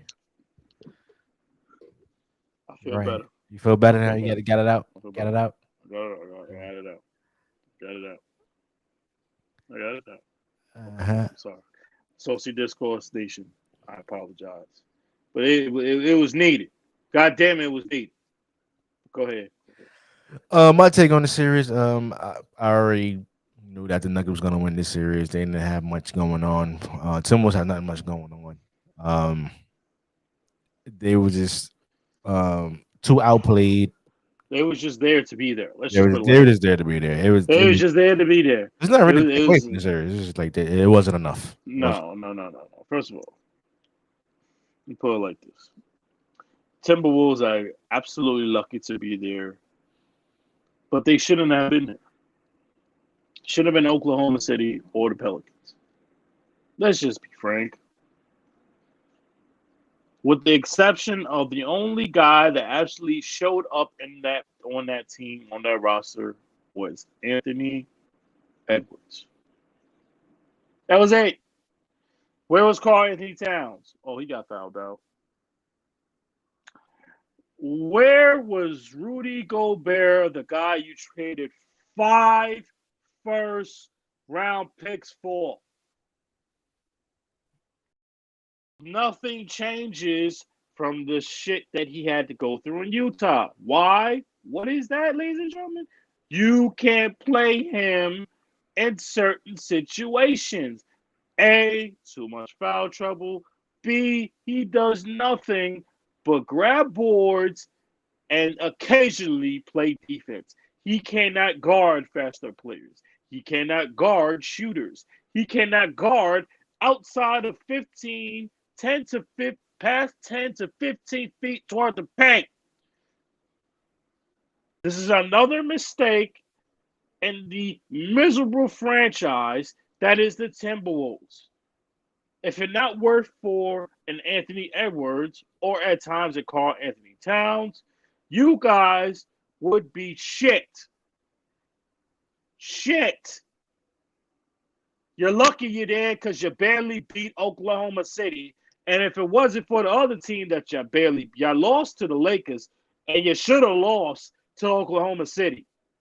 Hell, Oklahoma City shouldn't have been there because they should have lost to the damn Pelicans. It should have been the Pelicans against the Nuggets, which would be a lot more entertaining because God forbid we got to see Zion. He wouldn't play anyway. If he decided to be Zion, let's not forget. Stupid.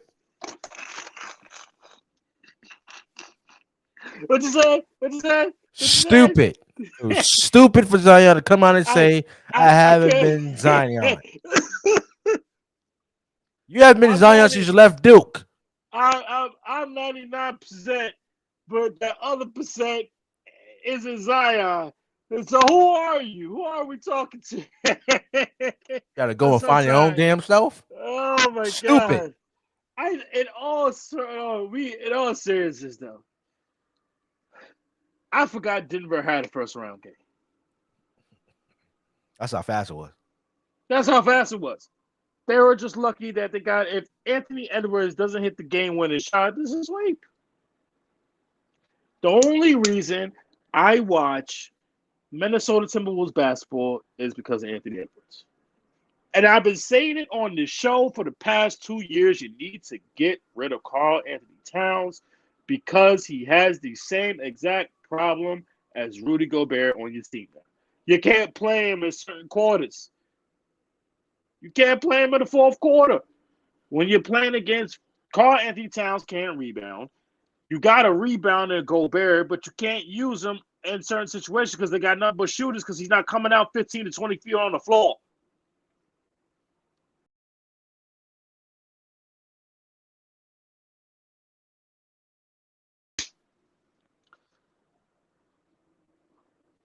What happens now? We're Minnesota. What happens now? Yeah, a lot to Simple. figure out. Oh, well, what? They ain't got no first round picks now because you lost the shit because you gave it up for Gobert, for an overrated player, who everybody says is the most overrated player in the NBA.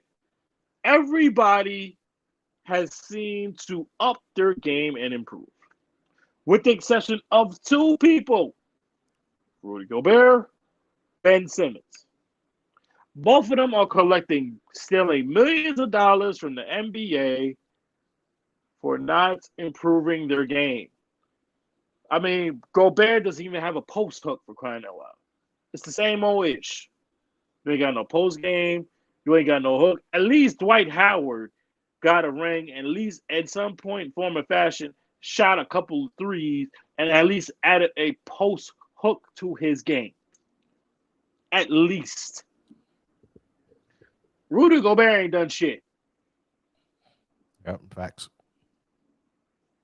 No hook That's why shot. everybody No feel baby like hook he's shot. Nothing. overrated.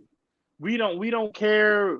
We not even talking about the fact that he started COVID. We not even talking that, because COVID was already coming in a heap and quickly in an eviscerating way. Unfortunately, we don't care. We're not going to talk about that. Obviously, the man made a joke of it, and he has been hated by the NBA since then. It's the moribund fact that we appreciate players, not just me, but you also appreciate players that we see that actually put the work in.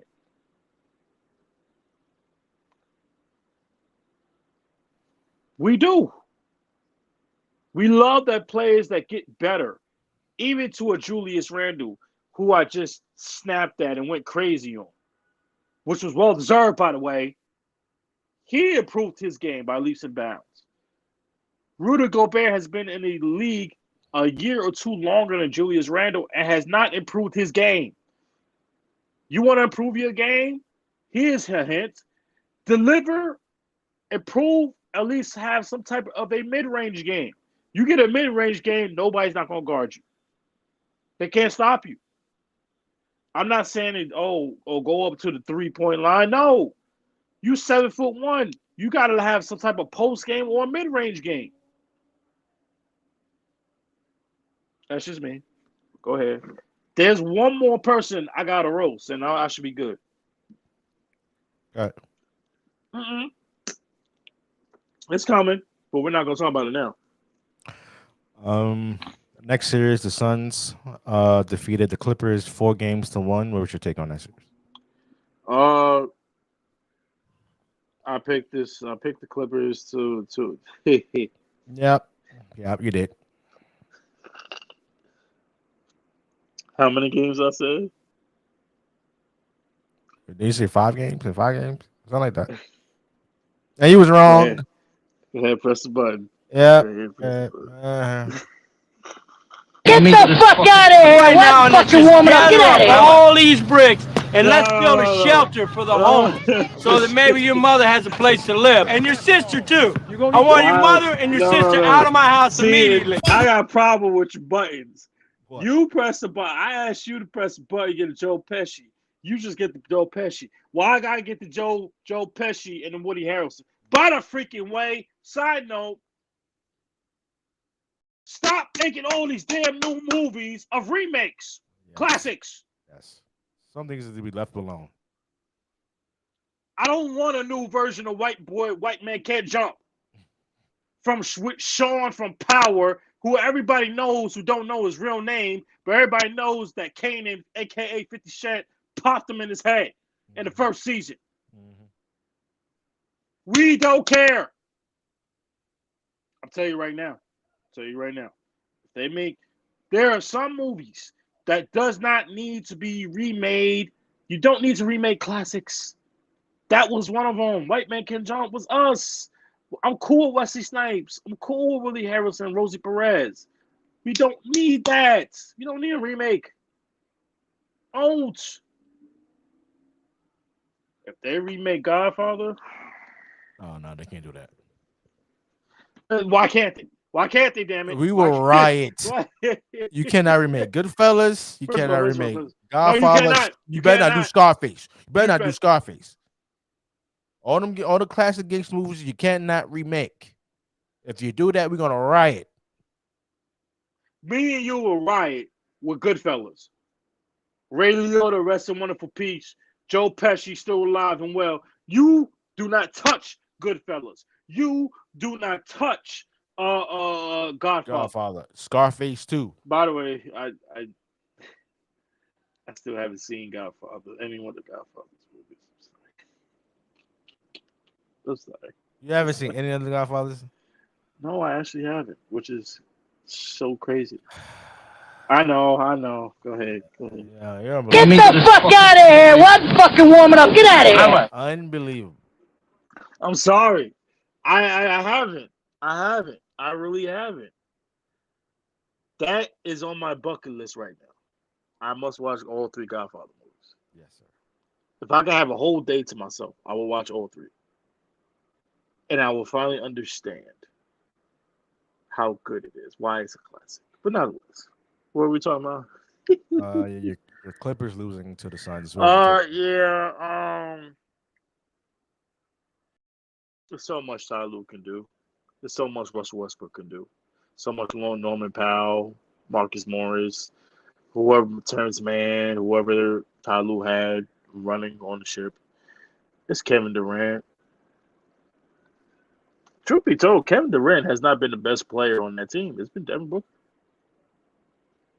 Yeah, because I don't see that as him. I don't see KD is the franchise of that team. He just there to help. That's Devin Booker team. I just want to make sure we're in the same boat. Okay, cool. In the same boat. Yeah.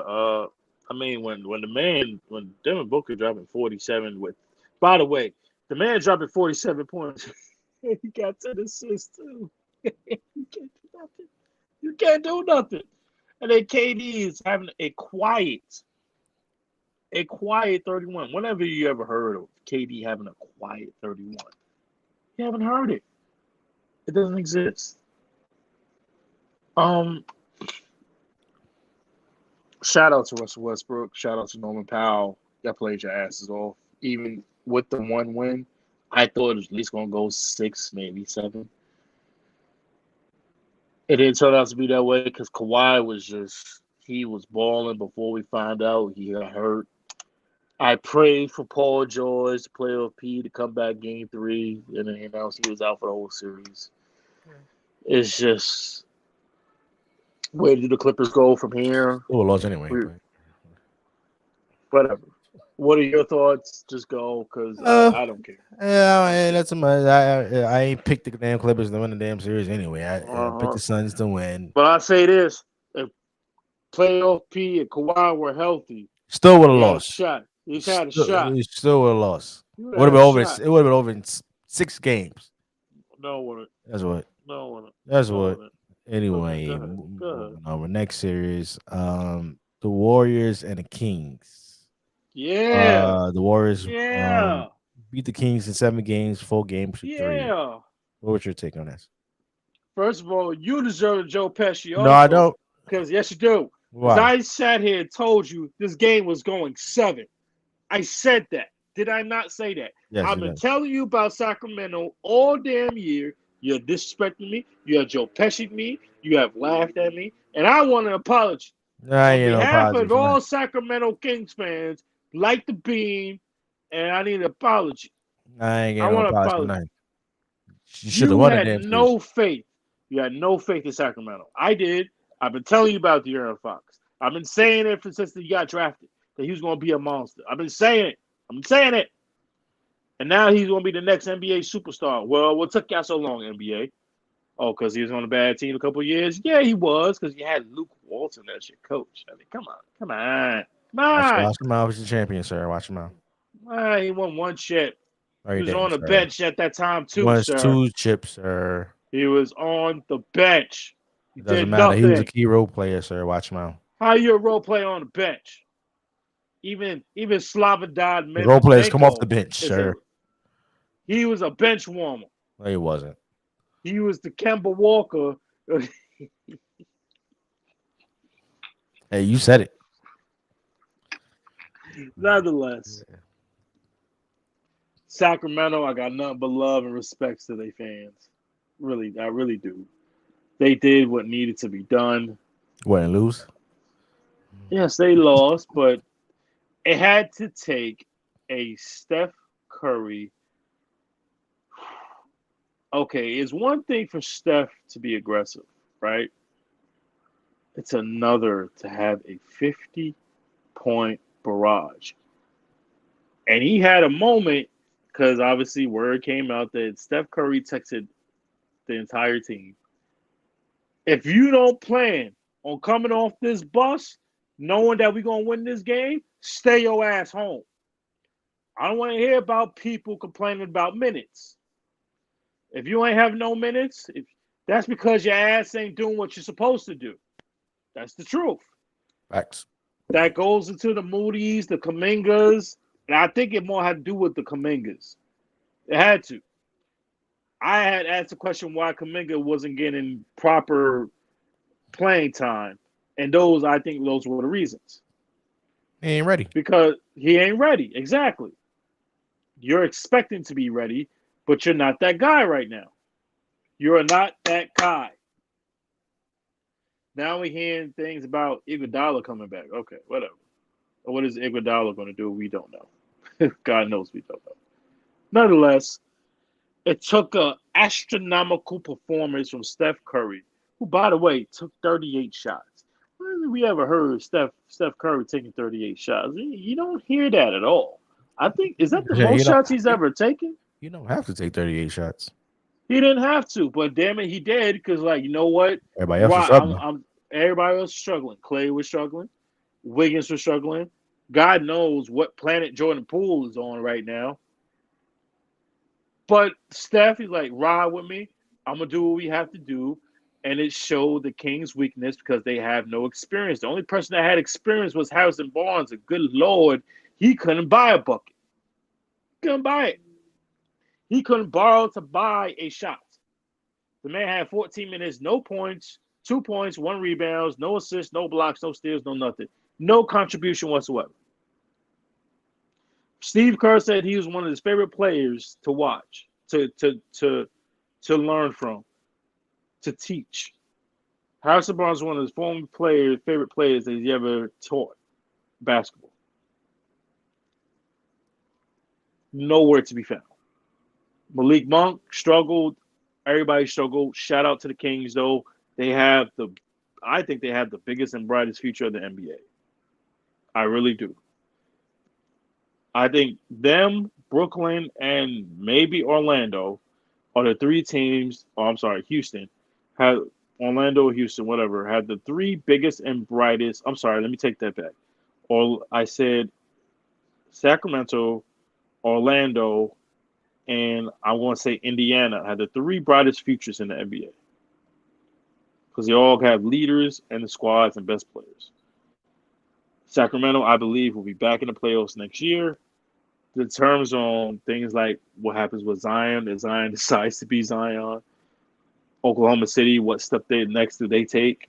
If Dame is still going to be in Portland or he doesn't get traded, we going to wait and see. But I will give my love and respect this to Sacramento. They is well deserved, bro. But the Warriors are the Warriors. Shout out to Andrew Wiggins, man. All the crap that we heard in the lines with issues with potentially his baby mama. We don't know what is what. We don't know.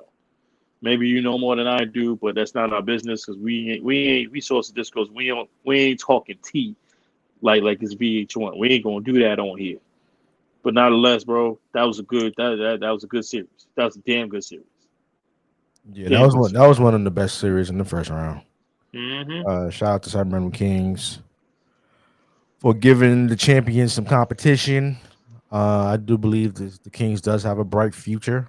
Signing Malik Monk was a great off-season acquisition for the Kings. Absolutely. That is their 6th man. That is their 6th man. He should have started. He should have started. Nah, they Kevin need more Herter commitments. couldn't buy. Kevin Herter couldn't buy a bucket, bro.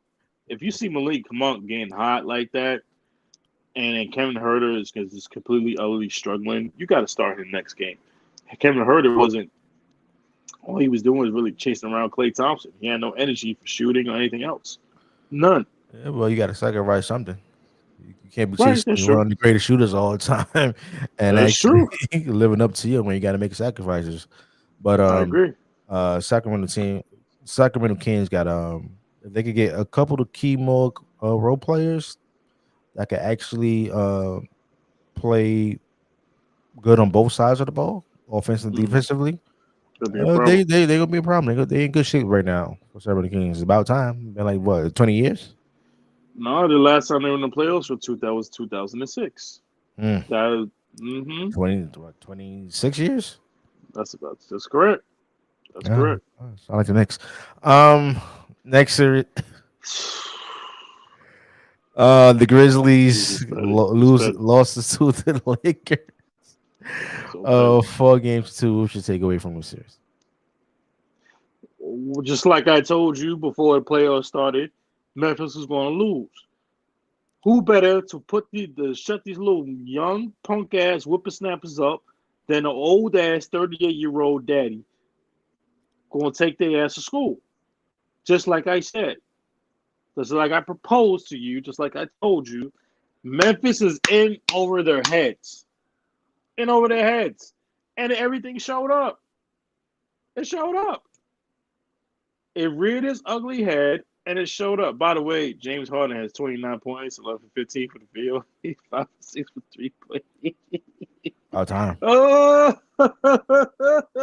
this is with Embiid on the floor. Yeah, it's about time. Oh, stop it. It's about time being aggressive. Stop. Oh, now he's not aggressive. That was the problem. He wasn't aggressive. That's why B had to scream on him the last game. Where you at? Can you be more aggressive? I ain't stopping that. Nonetheless, I told you the little young whippersnappers, they need to be humbled. Who better to humble you than LeBron James? Correct? Who better to humble you than LeBron? Of course. Right. Anyway, Dylan Brooks, brother, this is not entirely your fault. But damn it, you did stir the pot. I'm gonna poke the bear. I ain't gonna do nothing unless somebody drop 40 on me. Well, what happened game 6? They dropped 40 as a team and blew your ass out and sent you home. Is that Dylan Brooks' fault? No. Memphis, as of right now, has a crisis on their hands. What I mean by crisis, bro, they have a conundrum of they want to blame this all on Dylan Brooks, but this ain't about just Dylan Brooks. The issues with Ja Morant. That's the damn issue. You got bigger issues than Dylan Brooks. Dylan Brooks is going to be a free agent. Yeah, he could have re-signed. Yes, Dylan Brooks said what he said. But the tailspin of your cliff going down started with Ja Morant. When did it start, Jeff? Like I said episodes ago, when you re-signed him, when you didn't have to, for almost over $200 million. What happens? Shit go to his head. He's young. He's going to walk around the whole crew. Just like a lot of new millennials. Walk around the whole crew, do what they want to, spend a lot of bread, get yourself to a lot of stupid troubles that you don't need to. One thing happens to another. And then you do the interview saying, we ain't worried about nobody in the West. Oh, what happened after that? KD got traded to the West. Russell Westbrook went to the West. Half the teams and the players in the West are now in the West. And then you end up playing the team. What happens? Steven Adams out for the rest of the season. Brandon Clark tore his Achilles out for the rest of the season. So you had no inside presence. And then after that, what happens? You're getting your ass kicked by an older team that is better than you, talent-wise, roster-wise, everything-wise. No excuses. You lost. Like I knew you would, and you get your ass kicked. Hopefully, this will be the turning point for the organization to deal with Ja, not deal with Dylan Brooks. But you're so infatuated with this whole Dylan Brooks situation because he poked the bear. A lot of people have poked the bear with LeBron James. Lance Stevenson did. Deshaun Stevenson did. A lot of people, new millennials, they don't even know who Deshaun Stevenson is, bro. Deshaun Stevenson was before Lance Stevenson. Way before. And then be a A lot champion. of exactly. A lot of people have talked ish to him. And what happened? They bust their ass. LeBron kills them, which is I knew. I wasn't even worried about AD. I know AD is one game he plays beautiful, and the next game he plays like trash. That's AD. It's the Austin Reeves who's undrafted and walk around talking about I'm him as busting your ass. It's the Rui Hachimuras that's dropping 28 and 13 off the bench, by the way. It's the Jared Vanderbilts of the world. It's the others that's busting your ass, and you have no comeback for it. So at the end of the day, Jeff, I knew this was going to happen. I told you these little young whippersnappers need their asses kicked. They need to be humble. Now they humble. Now we want to see what their next move is going to be. I agree with you when it comes to Memphis Grizzlies. They very big headed because they had two successful seasons coming into this one. But at the end of the day, they always got sent home because they always running their mouth. I agree with you. This is not all Dylan Brooks' fault. Dylan Brooks is in that he's in the category of a Tucker, of a Matt Barnes, that Rough Riders who ain't afraid to cross the line. And what Dylan Brooks was doing was somewhat as a player type, his personality, his personality. He's similar to a Matt Barnes and all that because he's not afraid of anybody. Everybody knows Matt Barnes and Sean Stevenson wasn't afraid of anybody. They was enforcers. That's their enforcer for the Grizzlies. Now, if you don't invite your enforcers back to come back to the team, you're actually cutting ties with your enforcer. Who's going to be an enforcer for the Memphis Grizzlies? Correct. I think it's very stupid for the organization to actually come out publicly and say we are cutting ties with Dylan Brooks. Yeah, that was stupid. That was stupid. They made it seem they looked for a scapegoat because of what he said. Yeah, did he say that? Yes, he did. But however, he's supposed to say something like that. He's supposed to say something like that because he believes in himself. It's because he believes in himself. That's not his fault. Yeah.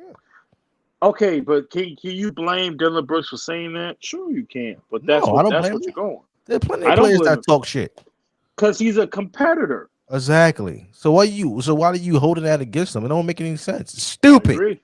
It is stupid. We need a bell. We need a ringtone for that. Stupid. It's stupid. Just stupid. I don't understand it, but it was a good series. Great win by the Lakers, blow them out. But you know, we get to the Lakers in a few moments. But let's get to this. Are we in this? Oh yeah. So we are in the second round predictions. The Nuggets and the Suns. Who you have winning this series, and why the Denver Nuggets is up 2-1? I know why. Watch your mouth. I said who you have winning the series, sir. I know you said how you have a series and watch your mouth. That's what you said. Yeah, and why, sir? Watch your mouth. I mean, first of all, Monty Williams hasn't played. First reason is he's not playing his bench. Last time I checked, TJ Warren isn't a bum. Last time I checked, Terrence Ross isn't a bum. You got him off the team for a reason. Would you just got him for the season? He wasn't gonna play him after that? No. These guys can get hot in a hurry. Play him. Play him. That's number one. Number two, Denver is just better than y'all. You don't have a bench. Your coach doesn't trust anybody outside of KD and Booker. That's number two. Number three, remember I told you about a rant, the third person I was going to get on? DeAndre Ayton! Hello! Are you alive? Are you on planet Earth? Are you good? Or are you ready to go back to the Bahamas? Do something! Do something! Jokic is, forget busting your ass. He is destroying you. Do something now. Ahora. Jokic is getting tips off rebounds on purpose, knowing that you cannot stop him, knowing that you can't do nothing. Bro, how many points did DeAndre Ayton had last game when that Phoenix won? It wasn't over 10 points. He had 2 points. Dos. Jokic had 35. He is kicking your ass over and over and over. Do something. It's bad enough you lost your leader, Chris Paul. Damn, Chris Paul. It might be time. It might be time. I have never seen a player get hurt at the most inconspicuous time in playoff history. Going up for a rebound, too. Going up for a rebound. Got hurt again. Houston Rockets got hurt one game against before going to the finals. Got hurt in the finals.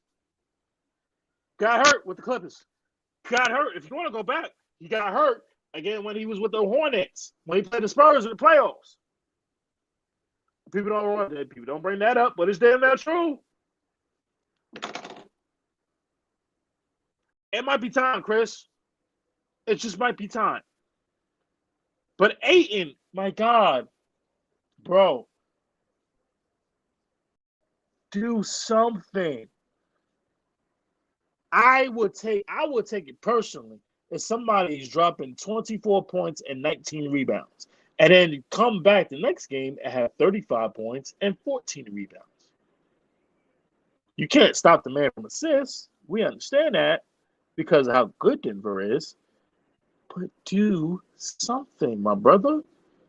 I know you want to go back to Bahamas, but you have 2 undeniable, unstoppable scorers in Kevin Durant and Devin Booker that is trying to guide you and make you better. I understand you got beef with Monty Williams. Give that man a reason not to have beef with you. Do something. You're getting destroyed. You're getting your ass kicked, bro. For real. Now, I'm going to leave it to you because I want to laugh because I know you're a KD fan because I know you see the Nuggets I think the Nuggets going to win this series. I'm just happy you got one because it would never be good for KD's legacy if he got swept back-to-back years in the playoffs. Ooh, woo. You can't call yourself the best player on the planet if you get swept back-to-back years. But thank God we ain't got to have that conversation. We don't have to have that conversation. And I don't want to hear you blaming the coach or blaming Chris Paul for Kevin Durant. I don't want to hear all that. I want different analysis from you. Wait, there we go. I want different analysis from you, sir. Different.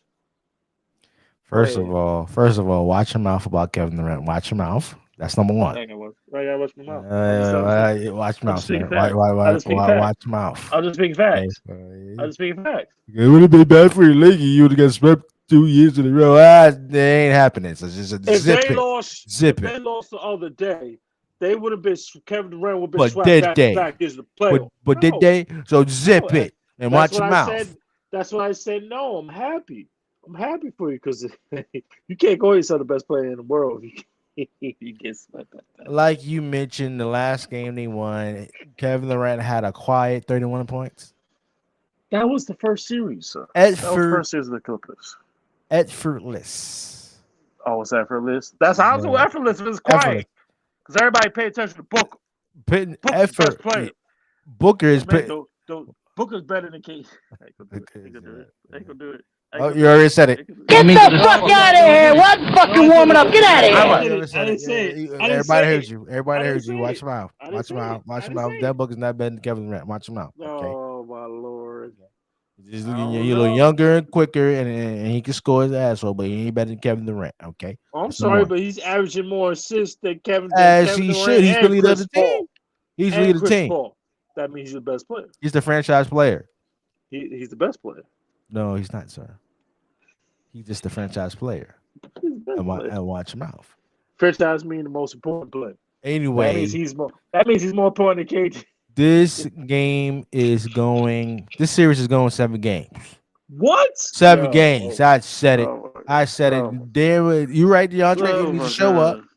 DeAndre Ayton need to score at least. You need to average a double we rest of the series going for. You need to have 10 and like 20 rebounds, okay? Because Joker is embarrassing DeAndre Ayton. And this was the conversation before when DeAndre Ayton was looking for a contract after getting scorched in the finals by that cheater, Giannis. Okay, Giannis was making him look bad.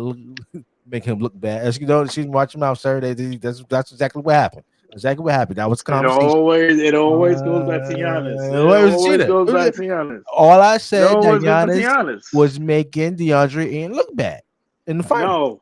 No. So, excuse me? No.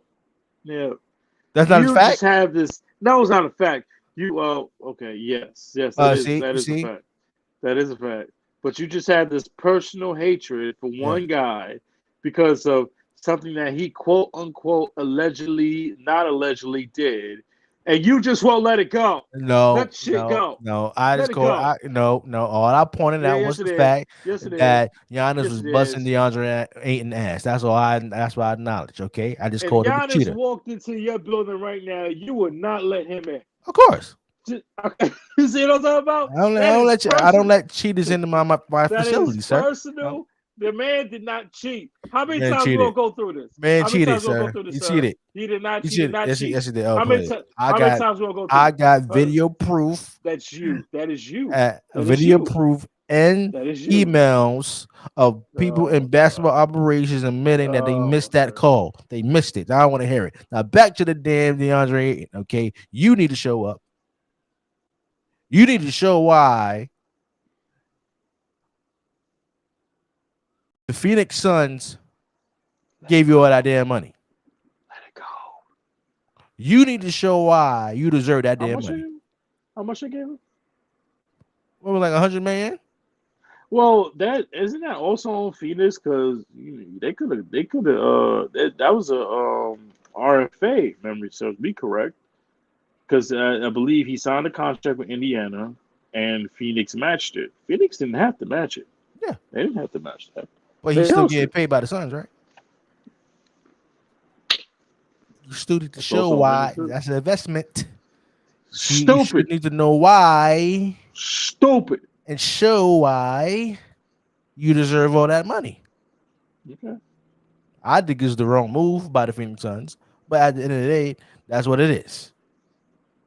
You could have go out and got a Turner from the Indiana Pacers and the signing trade or something like that. Who is a better shooter and a better rebounder.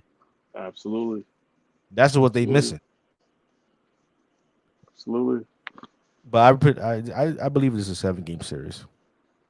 I know Chris Paul is out next game, but if he comes back, I believe this is go 7.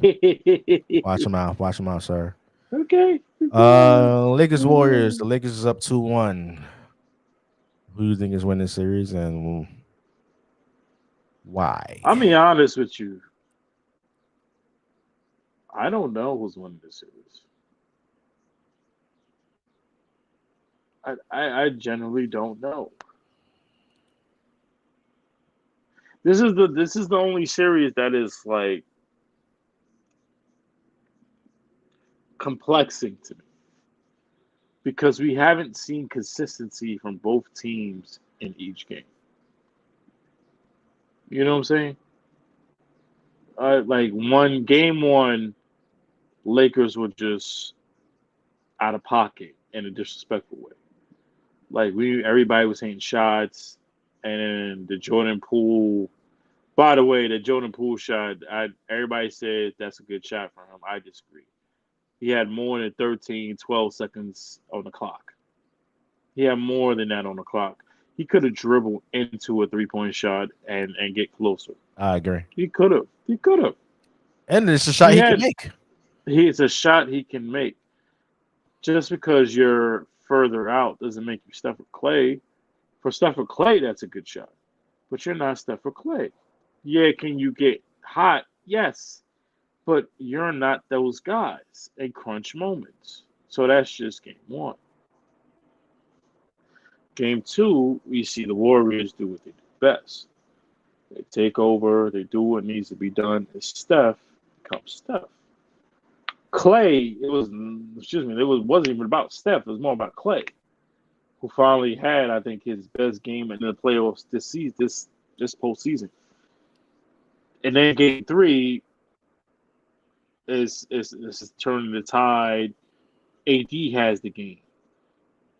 So as I say, I want to say 7. I don't care about this whole dumbass legacy conversation because it's stupid. Just because it says Steph beats LeBron or LeBron beats Steph, a person's legacies will be defined. That's a stupid conversation because there's no guarantee that either one of them, if they get past this series, will go to the NBA Finals.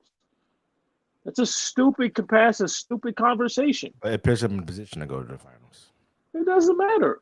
To me, it's a stupid conversation. Why? Because let's say Warriors can go to the Western Conference Finals and they end up losing. That conversation is null and void. It's null and void. Same thing with LeBron. He go to Western Conference Finals and they play, let's say they play the Nuggets.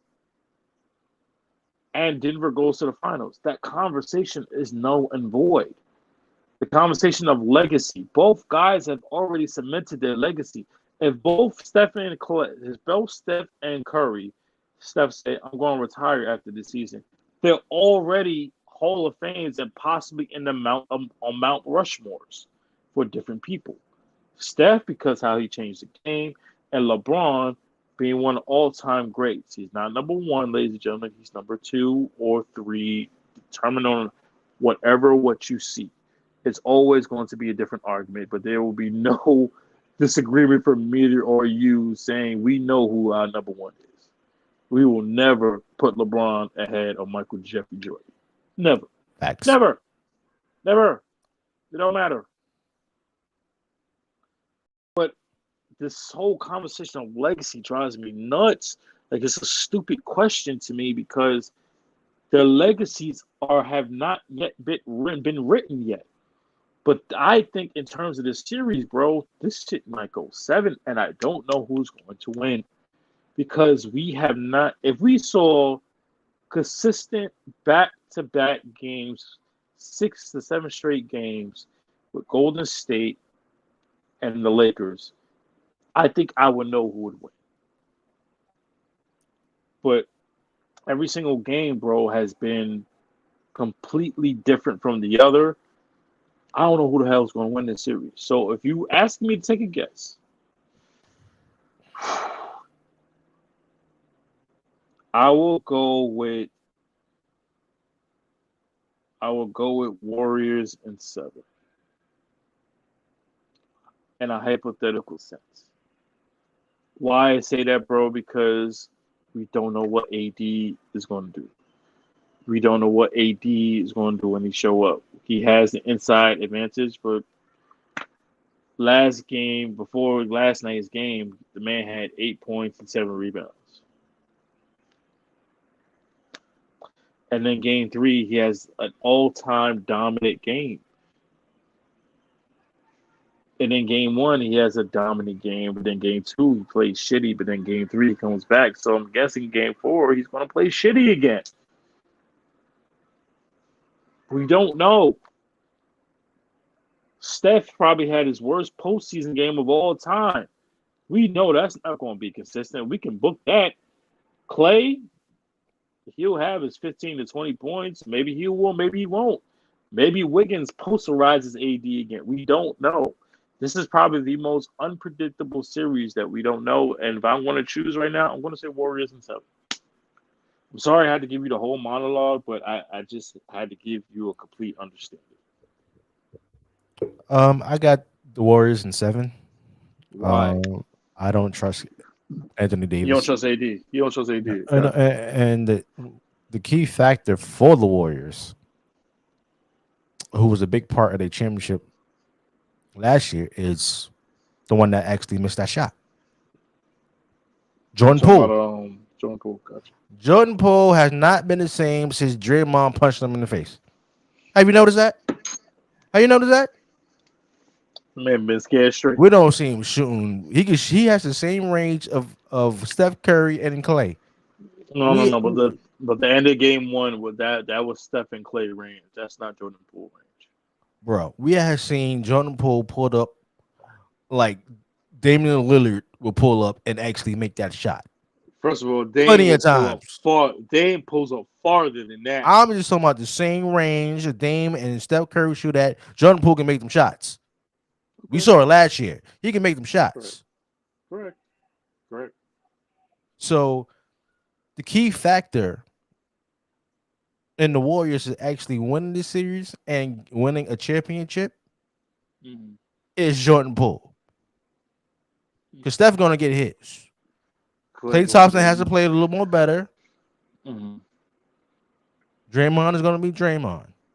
The key factors is Jordan Poole and Wiggins. We know Wiggins is late. He's been suffering mental health issues. We understand all that. Okay. Jordan Poole is the X factor. We have not seen Jordan Poole driving the ball. We have not seen Jordan Poole shooting 3-pointers well. Even defensively, we had not seen him playing well. Jordan Poole is the X factor. And that don't happen. I don't believe the Warriors can beat the Denver Nuggets in the next series if they do beat the Lakers in 7. I don't believe the Lakers can beat the Nuggets in a 7-game series either.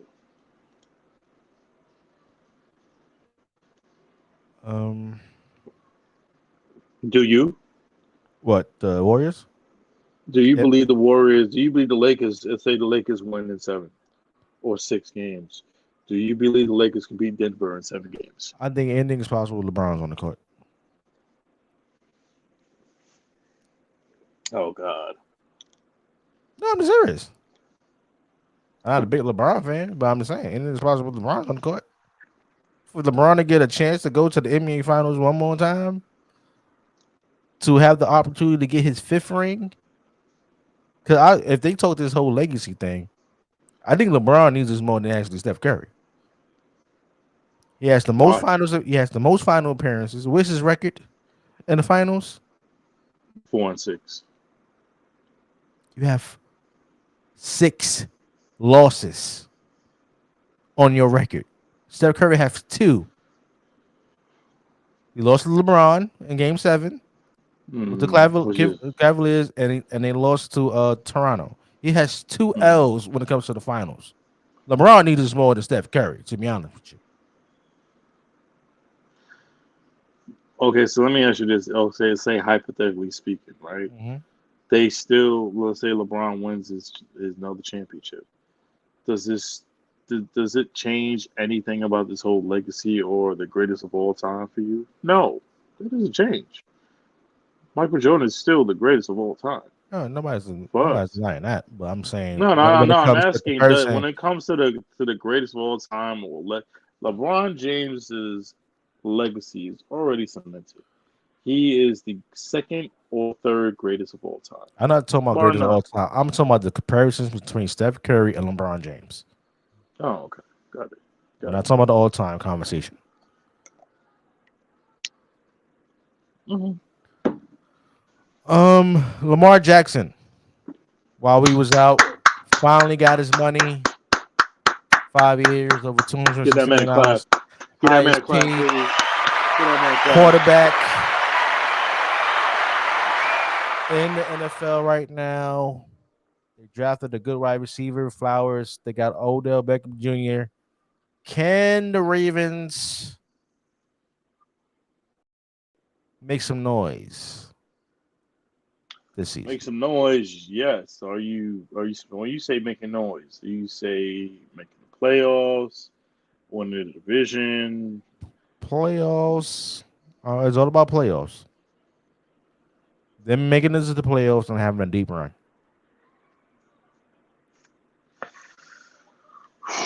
Is this That's a tough championship a one. bust? Well, they not. They have to get maybe a couple more pieces on offense to we even us have a discussion of them making the playoff, making the winning a Super Bowl. Because you're not. I hate to say it, and this will probably put a smile on your sick face. You're not being Patrick Mahomes. You're Oh, not. thank you. Thank you. This man round of applause. Listen, This man been disrespected Pat Mahomes you're asking me a past two question, and seasons. Disrespectful to Pat Mahomes. you ask me a question. I'll be Most honest, and improved this is what I quarterback, get. according This is to what I get. Marcus. The most improved quarterback, according to Let it Marcus, ladies and go. Let gentlemen. it I ain't go. gonna let nothing go. Let You it go. disrespected Pat Mahomes like he was a scrub. Disrespectful. I never said that. I never said Yes, that. you I just did. say You, that you most said proof. Pat Mahomes last year has the most improved because he didn't have Tyreek Hill. You said that on this very show. Maybe I get the playback. And at You the end of can't the find it. season, I You can can't find it. find it. And at the You end of the can't find season, it. when they won the damn Super Bowl, you apologized on this very podcast to Pat Mahomes. You did that, sir. Anyway, Lamar and the Baltimore Ravens are a top. They will be a wild card team. I don't know what you're going to get from Deshaun Watson in Cleveland. The Steelers are probably another year away, and you're not beating Cincinnati. You probably beat them once or twice out of the year, but you're not beating Cincinnati, and you're not better than Cincinnati. Clearly, you're not better than Joe Burrow and the Bengals. You're not better than them. So it has to do of where are you at in the top tier AFC? Are you better than Kansas City? You're not. Are you better than New York Jets right now? No. Are you better than Buffalo? No. Are you better than Cincinnati? No. Are you better than the Chargers? No. And are you better than half the AFC South? Absolutely. If the Baltimore Ravens are playing in the AFC South, they will easily win the division. No ifs, ands, or buts about it. But you have to deal with one team in the AFC South, which is the Jacksonville Jaguars, which I think we could both say they're better than the AFC South. They're better than them. We can say that, right? We can say that. They're better than the Jaguars in our opinions. But I The think Ravens? both, yeah, the Ravens. Ravens are better than the Jaguars. We can say that Uh, because roster construction, roster construction. Well, I okay. believe they are. But if you're asking me if they're a top tier AFC team, no, not better than the Jets. You're definitely not better than the team that just won the Super Bowl. You're not better than Joe Burrow and the guy in the same division who you guys have to play twice a year. You're not better than the Chargers. You're not better, and you're not better than the other in Buffalo. Those are the five teams that I see that are above you. So that means you guys will be a playoff wild card team, which is perfectly fine. And by the way, Lamar, side note, you're not throwing for 6,000 yards. Stop it. Stop it, bro. Stop it. if you're gonna do that, why have a running game? That means that has to consist of you not running. Do you realize that, bro? That has to consist of you not running. Because we already know how many yards you can run yourself. You have more rushing yards than running backs themselves or whoever just started running back. Because you got like 5, 6 of them every year. Somebody always going down. Nonetheless, you're talking about, I want to throw for 6,000 yards. Bro, no. You don't have that type of offense. You don't. With the defense, with the evolving defenses that are getting better, you don't have that type of squad. Yes, it's always about the quarterback. We understand that. I understand you got an arm, bro, but you're not as always as accurate as you project yourself to be. Yes, you are a top 7 quarterback. No discussion. No discussion here. You're a top 7 quarterback. I had to have a conversation with a friend of mine, and you know who I'm talking about because he said he's a top 3 quarterback. Bro, he's not a top 3 quarterback. Just because you get paid like a top 3 quarterback does not make you a top 3 quarterback. You're not that dude. You're not better than Aaron Rodgers. You're not better than, damn sure not better than Patrick Mahomes. You're not. You're not better than Joe Burrow. You're not. But at the end of the day, the Baltimore Ravens, at best, are a wild card team. I agree with you. Lamar Jackson, I know what you were smoking, saying you're gonna throw it over 6,000 yards, so I'll stop it. No place. When he said that, like, he deserved Joe Pesci just for that. He deserved Joe. I mean, you have to do that. Get the fuck out of here! What fucking warming up? Get out of here! I mean, oh please, I don't give a damn who's your damn wide receiver. You're not throwing. First of all, you're not an accurate thrower like that. That's number one. Okay. It's not to be disrespectful. If he feels that way, prove it. That's all you gotta do is prove it. But you already, bro. I don't believe you're gonna do it. Right, but you already know they're not throwing the ball that much. Lamar Jackson, you ain't that dude throwing the damn football. You ain't that dude, bro. I don't believe you need more people. Okay, stop it. Okay. Yeah. The trade is finally final. Aaron freaking Rodgers is on Game Green. The New York Jets. How do you feel about this trade, sir? Here we go. You see this face? The contamination already. You see it? Go ahead. You know, I'm glad it finally happened, so we can finally put this nonsense to rest. And now that the best quarterback in the AFC, I'm sorry, one of the best quarterbacks in the AFC is here. Side note, I don't know why he keeps signing Randall Cobb everywhere he goes, but that's not there. But one of the best quarterbacks in the AFC, period. They're going to win a division. The Jets have given everything that you needed. You got a good running back.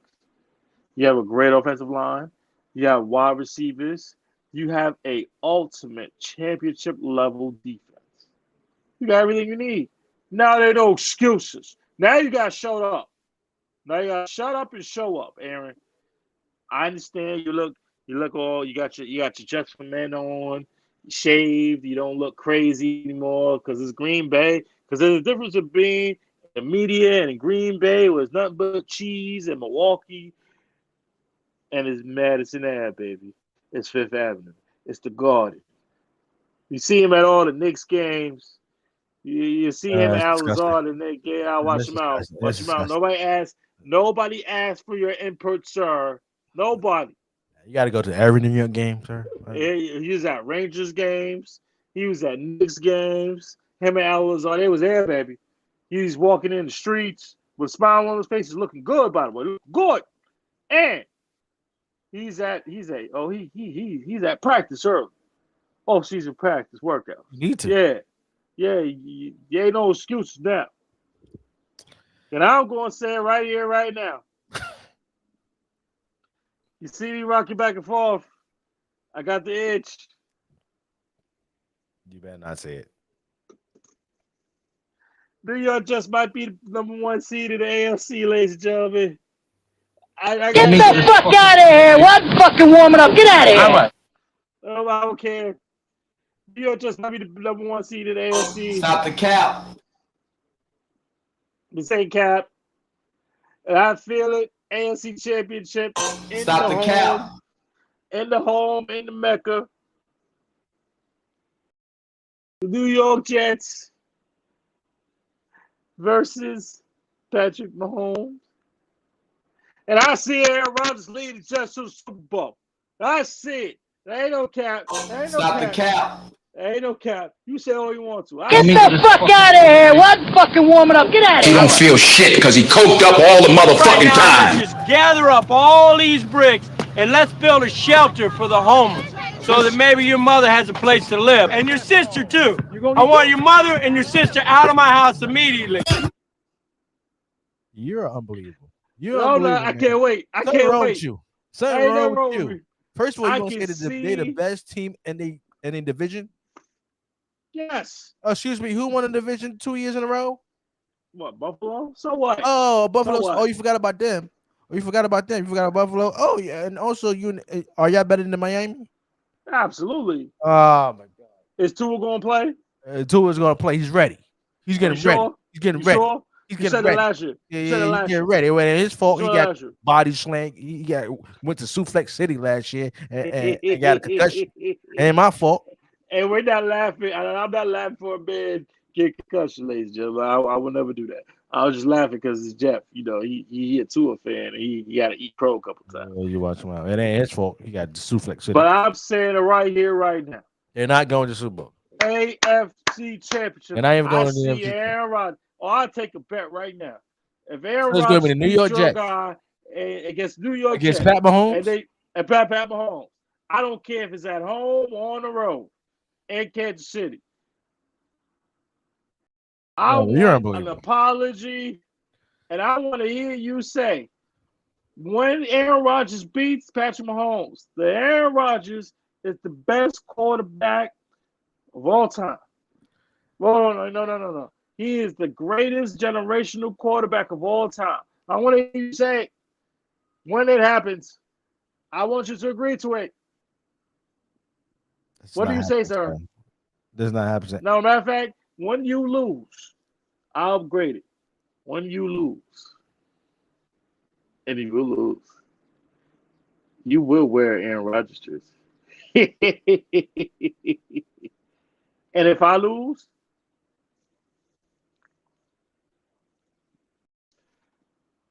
I'll wear Patrick Mahomes jersey. Deal. We good with that? We good. I was gonna say another person's jersey, but I couldn't do it. No, he's retired. He's chilling. He's retired. Yeah, he's stay retired. You watch my. By the way, no,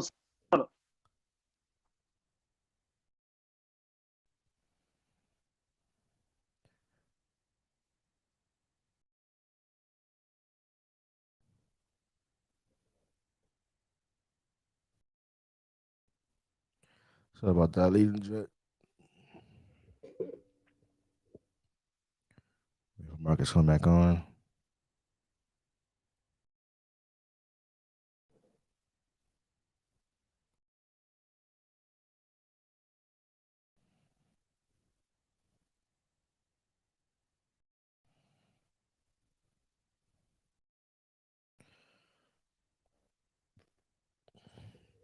While you waiting for Mark to come back on, make sure y'all go and subscribe to the podcast on all streaming platforms we on. Make sure you get some of that merch. The link is in the description, ladies and gentlemen. So make sure you go and support and show love. If you'd like to donate to the podcast, only on Cash App, $ Saucy Nation 18 on Cash App. That's $ Saucy Nation 18. Ladies and gents, we're almost done with the podcast. After this, we're gonna do some WWE Backlash recap, and then we be out of here, out your way.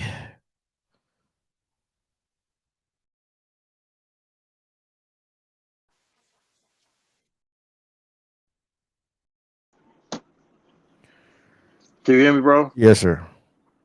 I'm sorry. That was the missus. She called me by accident.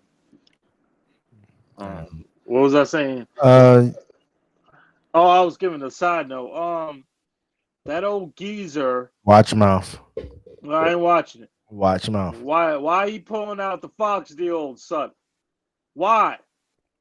Why you pulling out the Fox deal, sir? What do you mean why he's pulling it out? You already had the What you Fox deal pull? already.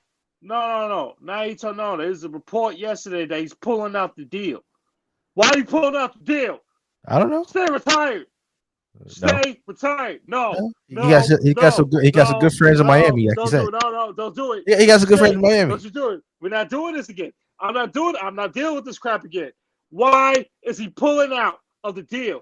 He said he won't be in Fox Sports. He signed the contract. Now he won't pull out. What you want to pull out for, bro? And I Why don't you worried about it? Why you worried about it? If you think this man is gonna stay retired, well, he had no reason to stay retired because his wife left him, and she's going around. She's going around being with this man and that man. It ain't his fault. First of all, you married him. You married him. She married a ball player.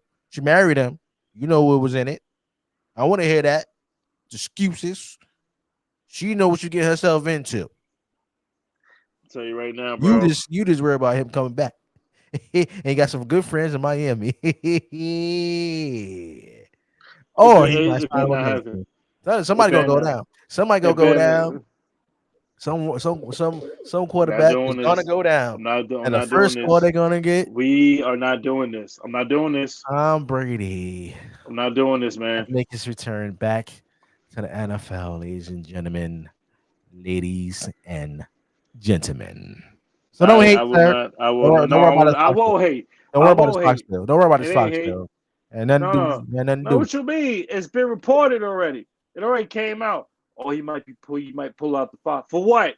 You already signed on the dotted line. We don't want to see your ass on the field no more. Maybe can't take this shit no more. Maybe got a phone call.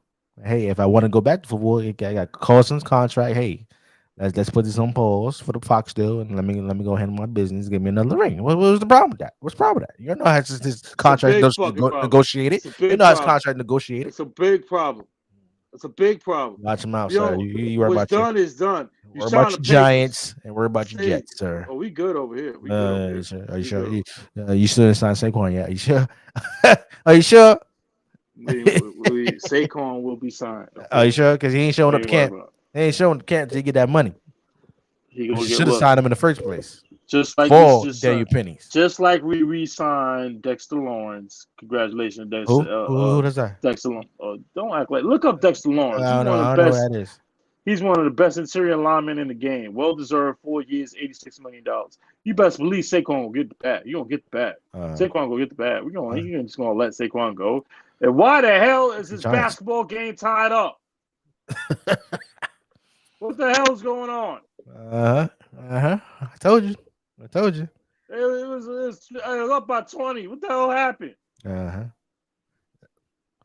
Pressure, ladies and gentlemen. Pressure. And that's what the Celtics spend pressure on James Harden and the Sixers. Let's get to Backlash recap, and before we get the hell out of here, let's do a recap real quick. First match, Bianca Belair versus Uno Sky. Bianca Belair came up with the W. What was your take on this opening match for Backlash in Puerto Rico? Shout out to Puerto Rico. The crowd that might be one of the best crowds.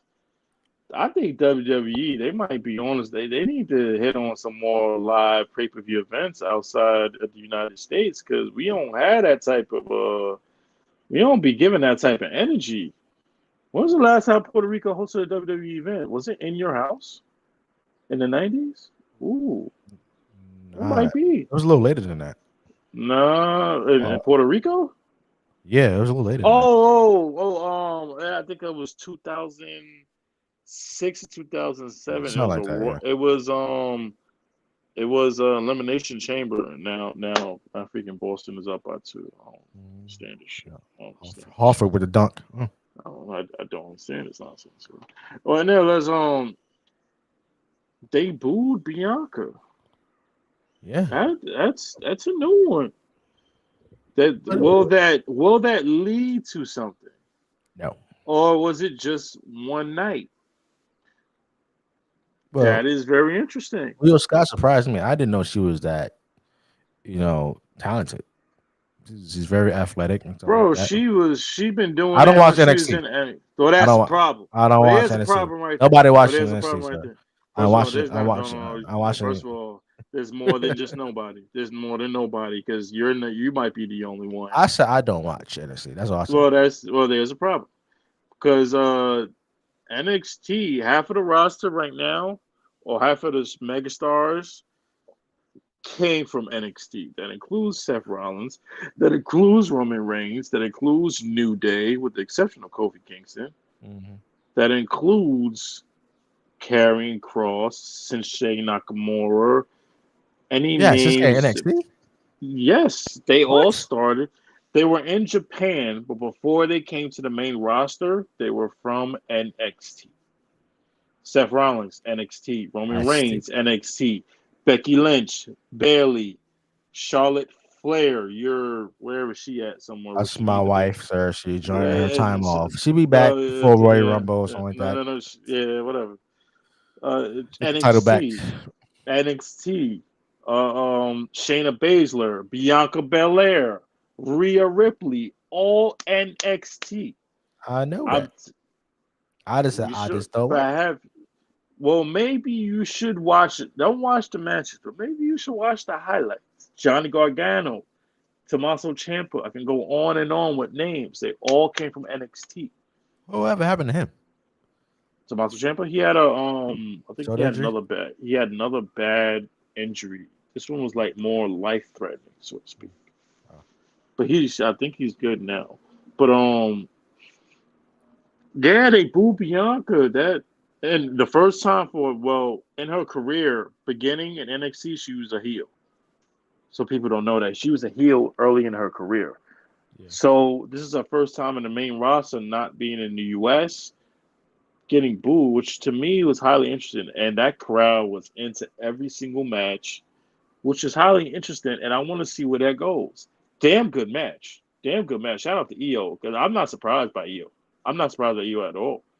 Because I knew this was gonna be a damn good match.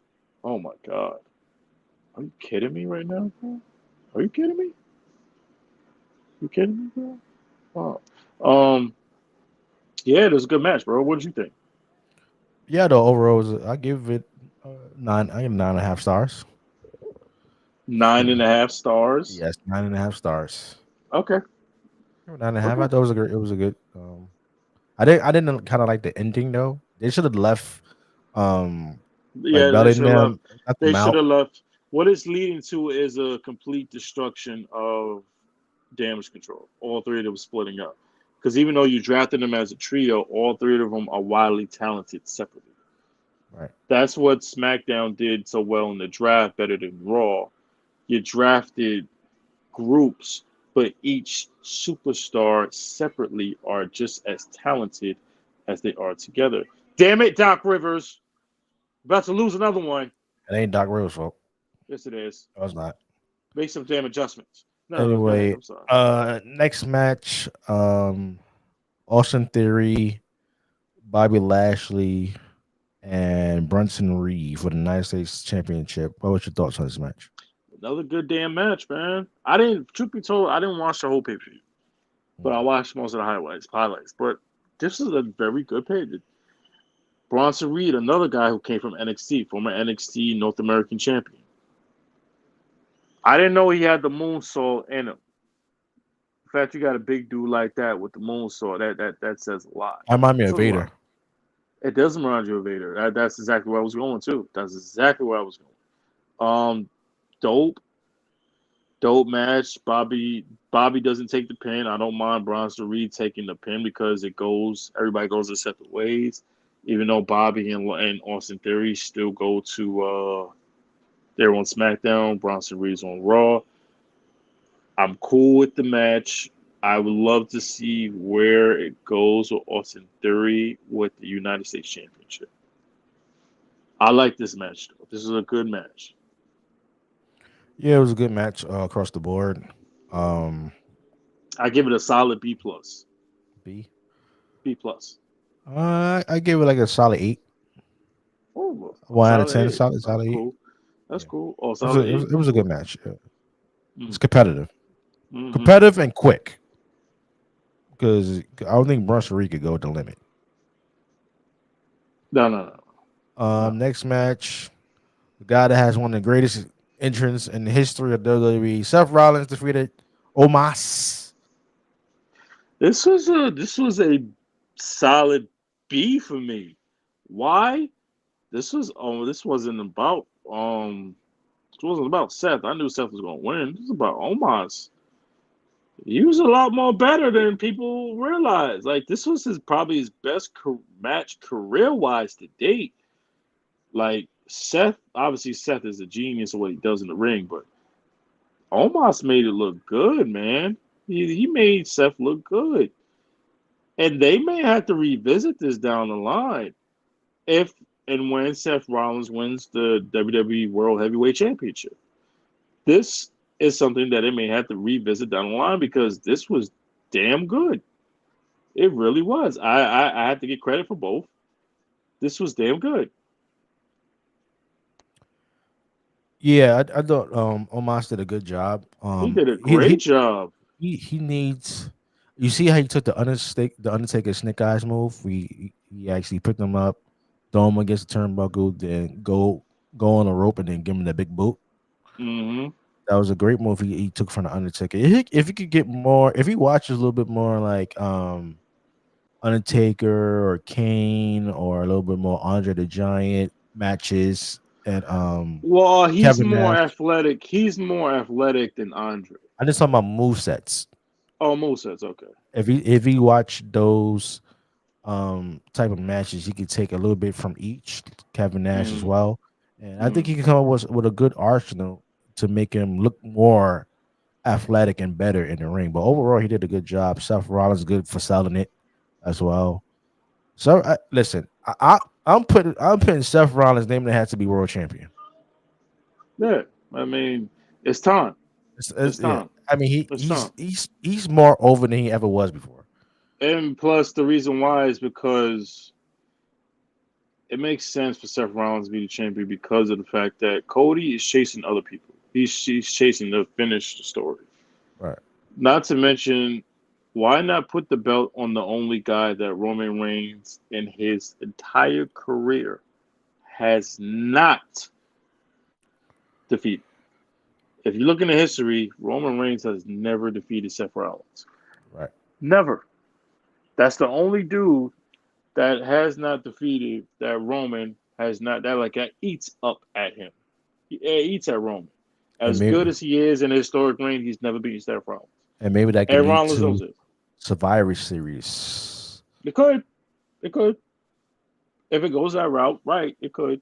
There's so many other routes. Like it's so open right now after this draft. There's so much. There's so much. And I'm cool with that. Listen, for War Games, I want to see. Listen, War Games, I want to see I want to see the Bloodline against the Hurt Business. You ain't gotta wait for that. We don't gotta wait for Survivor Series. We need that very dead. We That's need what I that want to soon see. as possible. We need that as soon as possible, bro. Reformation of the Hurt Yes. Business against the Yes. Bloodline. Yes. We need it. It's perfect. It's perfect. It is perfect. But It just makes sense. Since Benjamin and this other guy being Cedric's being free agents, I think that You could put him right on SmackDown. You could put him right back on SmackDown. You could do that. they're free agents. They could go to either show they want. Right. That would work great. But Right. I think like I saw this whole banner on social media having the Street Profits a part of the Hurt Business. So it'd be Cedric. That it would be Shelton. that would be wildly interesting because of the talent that not just the Street Profits had together, but separately. Yeah. Montez Ford even The Rock said it himself, has world championship potential. Yeah. When that comes from the great one, bro, oh, that means everything. That's a big cosign right there. That's a big cosign. And it doesn't, and some people are like, oh, he's just because he's Bianca's husband. No, hell no. Homie showed out. He's been doing it for a minute. He's doing this He's damn good. He's damn good. That's just an easy cop out for people who don't like him. And it's more of a disturbing cop out. He could go with anybody. Right. He can go. He can go. Like, he can really go. And Dawkins can go too. Yeah. Because when Dawkins first came, remember, not to mention, NXT was also, Street Profits was also NXT also, by the way. Huh. When Dawkins first came in, bro, Dawkins was heavy. Like, he was like Braun Strowman-like. He was Braun Strowman-like, but then he started losing weight. He started getting more fit. And it was like, yo, that's dope. And now he's like, yes, overtime. Thank you, Jesus.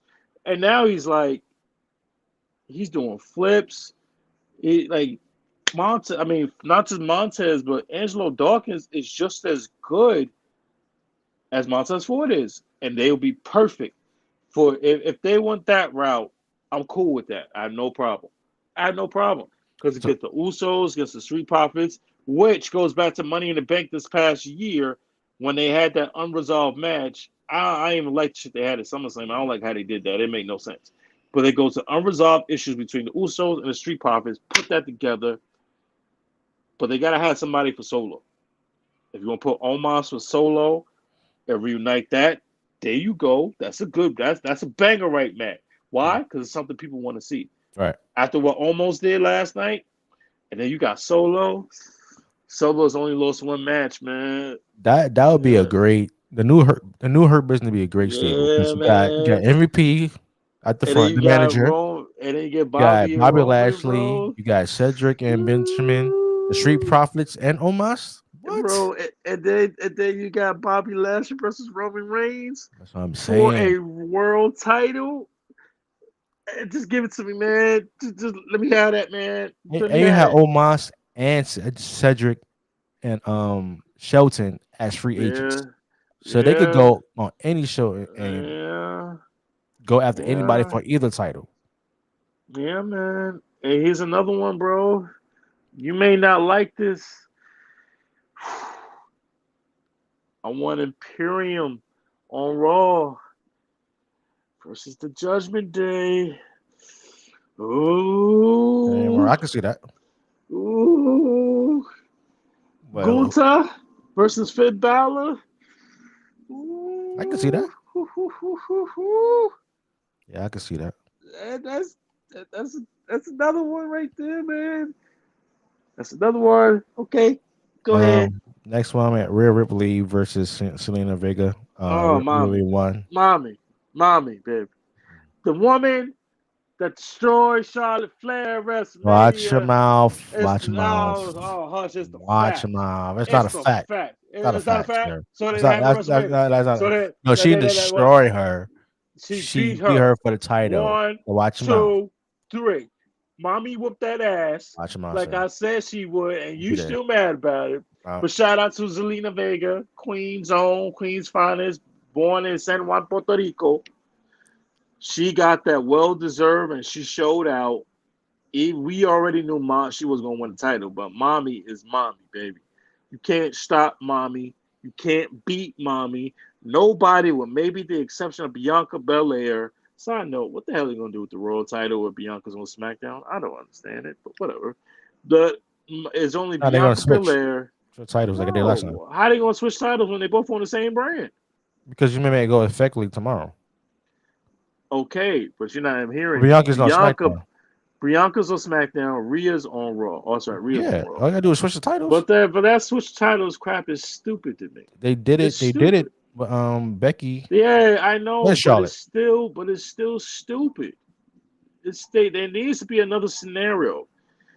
To have it tag teams and separate teams like win title. Like you got Kevin and Sammy are also SmackDown tag team champions, but they're exclusive to Raw. Do they go both shows? Or do you get rid of SmackDown titles and just That's have what a I'm saying. Raw World Tag Team title? The whole world championship and all this, it actually do a wrench because Roman Reigns don't want to be there all the time. They had to He's a create new part timer. He's a new part timer, baby. stupid. He's a new You part should have just timer. let Cody win the title at Mania. No. You want to have this. You wouldn't have this. And now you know what? Here's the newest rumor.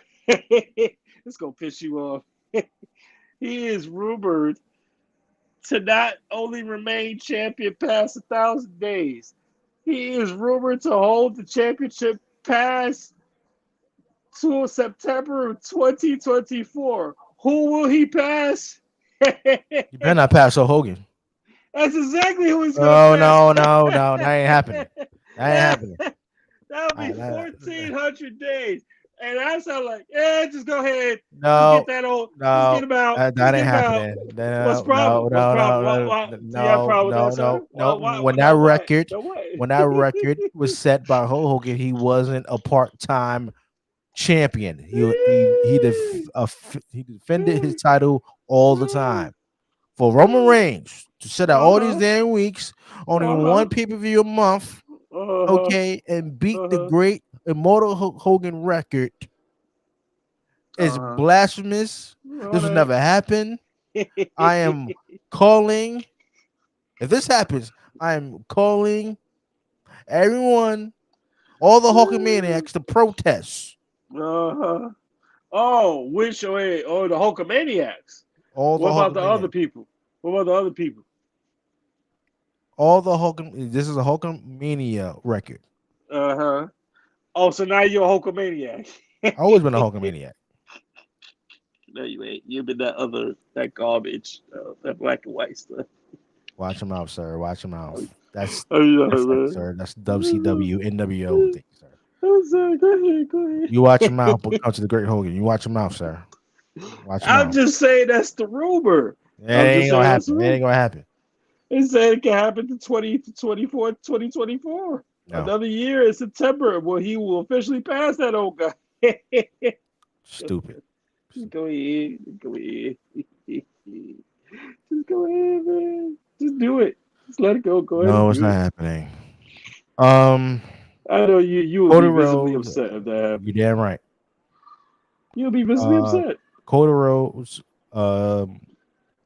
versus Brock Lesnar. I forgot who won that. Cody won it? Cody won by it was like a weird roll up because Brock had got him in. This is the only match I kind of saw, and he got him up in the Kimura basically. Oh yeah. Okay. And then it got to a pinfall. Yeah. And then Cody got it from the 3. So. Gotcha. Yeah, this is not the last we see of Brock Lesnar and Cody Rhodes. Oh yeah, it's gonna be. It has to be Money in the Bank. Yeah. It has to be Money in the Bank. So you could keep Cody out of the world title picture. This could go to SummerSlam. Yeah. It could go to SummerSlam if you really wanted to. It can go to SummerSlam. Yeah, to end the feud. Right, can end the feud and go to SummerSlam if you really wanted to. You could go to SummerSlam, and I have no problem with that. To keep Cody Rhodes out of the world title Roman Reigns picture, yeah, do that. That makes sense. But he's exclusively dropped to the Raw, so he's not a free agent, right? Cody Rhodes. Cody Rhodes is exclusively to Raw. Yeah, so you can't even face Roman Reigns. Right. But somehow, I don't know how that is going to be done. This is all confusing. This could never happen. Unless a trade would happen, that's the only way I can see it happen. Unless Cody Rhodes would say, I don't want to be a Raw contract, I want to be on the SmackDown. Those are only 2 scenarios: a trade or he. Those are the only 2. Those are the only 2 for me. Shout out to Jim Cornette for calling this whole thing stupid. Because what was it, Jeff? It was stupid. Stupid. Have 2 world titles. No, it's not. Because Roman Reigns has 2 titles, and then he might. I'm talking about he's champion on both brands. For you to go back to it didn't work in the first place. To go back to the old draft rules to have 2 world champions on 2 different shows is stupid. And tag team champions is stupid. You might as well break up the No, that what's already being discussed is both what? Raw and SmackDown championships are going to be scrapped. It's just going to be the World Tag Team title on Raw and the WWE titles on SmackDown, just like Thank they used God. to be in the ruthless aggression era. Well, that makes That sense. is already that's what's going to be. That I know for sure that's what's going to happen. Okay. When is that going to happen? When I don't know. It could be soon. We don't know. We don't know. It will be Bad soon. Bunny against Damian Priest. What's your take on this? A plus. A hora plus. Wow. Is Yeah, that was Bad a great Bunny match. the greatest? Is Bad Bunny the greatest celebrity wrestler WWE's ever had? Celebrity wrestler. Yeah. Cause Logan Paul is up there, but the Bad Bunny, bro, every time he showed, he delivered, bro. I think Logan Paul is better than Bad Bunny. Who? Logan Paul is better than Bad Bunny. Yeah, I give you that. I thought you said somebody else. I'm sorry. But No, I those are think the those top two. two. Those are the top two. Okay. Celebrity wrestlers. Yeah. Celebrity wrestler. Those are the top two. Those are the two. Yeah. I mean, Mr. T is Mr. T, but he wasn't really. He had just not but pure hate for. Yeah, but Misty wasn't a good wrestler. Hey, look at that, Marcus Smart flopping again like you always do. It But wasn't a flop. that's straight And flop. that was That's not a flop, sir. that man always flops. Yeah, that's not a flop. It's a flop. Try to draw a It's flop. chart, sir. Ain't no damn charge. That's not a charge. He's flop. Get your little ass out the paint. Nonetheless, yeah, this match was A plus, man. Damian Priest showed out. Bad Bunny showed out. How about Carlito coming back? I mean, yo, Savio Carlito, Vega. Savio Vega, baby. What? They went crazy when Savio came out. Yo, I'm telling that is probably one of the most electric crowds WWE's ever had. Yeah. I mean, ever. They were nuts. Top And three. they didn't say 1, 2, 3, top three. And they didn't say 1, 2, 3. They say uno, dos, Dos, tres. tres. Yeah. I was That's what like, makes it more exciting. yeah, like that. Because SmackDown was also in Puerto Rico too, and then they had the event last night. Yeah. Both of them were dope. Yeah. Both of them were dope, man. A plus. That should have been the main event. Yeah, That should to have been close the it main out. event. Yeah, To close it out. I agree. Absolutely should have been the main event. Yeah, I agree. That was a great freaking match. You got everybody involved, all of that. LWO. What happened? They overturned the call. Yeah, it was a charge. Get the. Oh wait. It says call upheld. Does that mean it was a turnover? No, it's not a turn because it's Boston Ball. Well, I hate Marcus Smart with a passion, but he stay flopping. Like, come on, man. But go ahead. I'm sorry. Go ahead. Yeah, I agree with you. This match should have been the main event. It should have been main event. I don't think the Bloodline and Matt Riddle and them should have went last. Speaking of that match, was the Cody Rhodes and Brock Lesnar match was last. oh yeah, was that's the main right. event. That's right. All right. That was the main event. It was weird, but it seemed like that Bloodline angle, at least just for this night, was not up to par. The 6-man tag was not up to par than what we usually see. Yeah. Is that kind of weird to say? Because we know this whole Bloodline angle, It's where a lot it's going on. going. It's a lot going on, but like where the storyline is heading to. Yeah. Because everybody It's dropped hard. it on SmackDown, so it's like, Yeah, is it hard to say like, yo, damn, like this is probably the first time in an angle that the Bloodline was not part of the storyline, or maybe it's like losing its steam or something. It's interesting though. I don't think they're losing their steam. I just think that they should like let's go with this. Let's say if the Usos would have got drafted to Raw, right? Mm-hmm. And before that, Solo. Everybody knows Solo was going to turn on his brothers.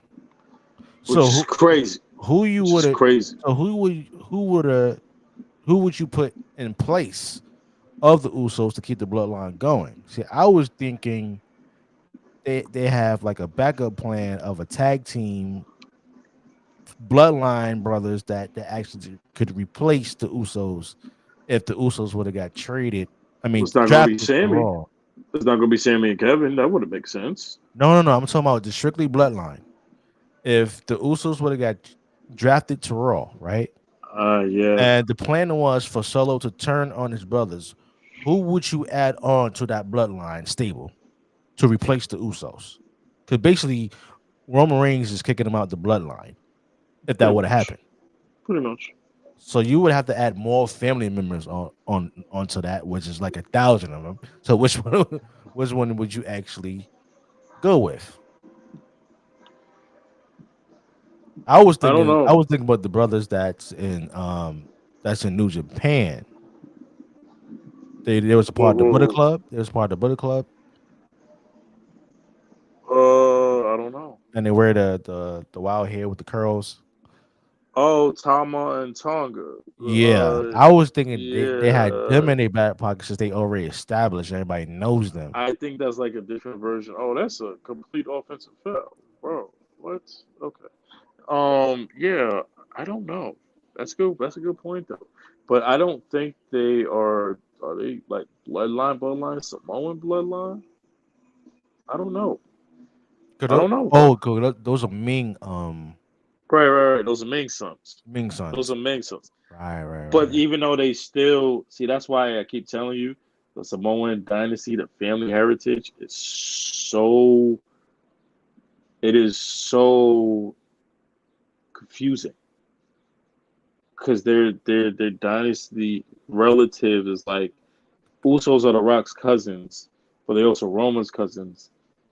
He's also related to Rikishi, so it would make the Rock their uncle. Do you see what I'm going? It's so Yeah, it's so confusing. confusing. Yeah. It's super confusing because it is like. Do you remember? You got Jimmy Snuka. Yeah. Snuka, that's the Usos' father, and Tamina's daughter. And it's like, huh? No, It, that's not it, it Uso's father. it's a yeah, yes. Arkishi No, is no, no, Uso's not father. Rikishi. No, Tamina.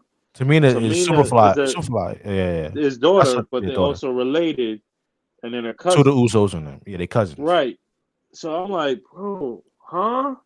It's a That's what I'm lot. saying. You could It's add a them up, lot. but yeah. It's a lot, bro. Tamina need. I would love to see Tamina in the bloodline. It makes sense. It Yeah, I just mean makes sense. they need a female in the bloodline. Man, that puts a whole element into the story. That If really does. if Noemi would have came back instead of signing with Simon TNA, right? Sign with Impact Wrestling, right? Trinity, Yeah, Naomi. Naomi. Yeah, Yeah, yeah, she just signed with Impact. Yes, yeah. her name If she now named by Trinity. if they Trinity. would have brought her back, That then would that have would made be a sense. great add on. You would have put her and Sasha in that too. What in the bloodline? Yeah, No, you that would cannot make put her. shots in the bloodline. Oh! Oh! Oh, you hit it. Oh, Oh! ladies and gentlemen, we got breaking news. Oh! You gotta wave that off.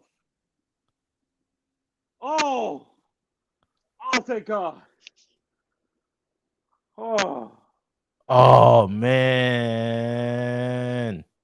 Oh, he just missed it.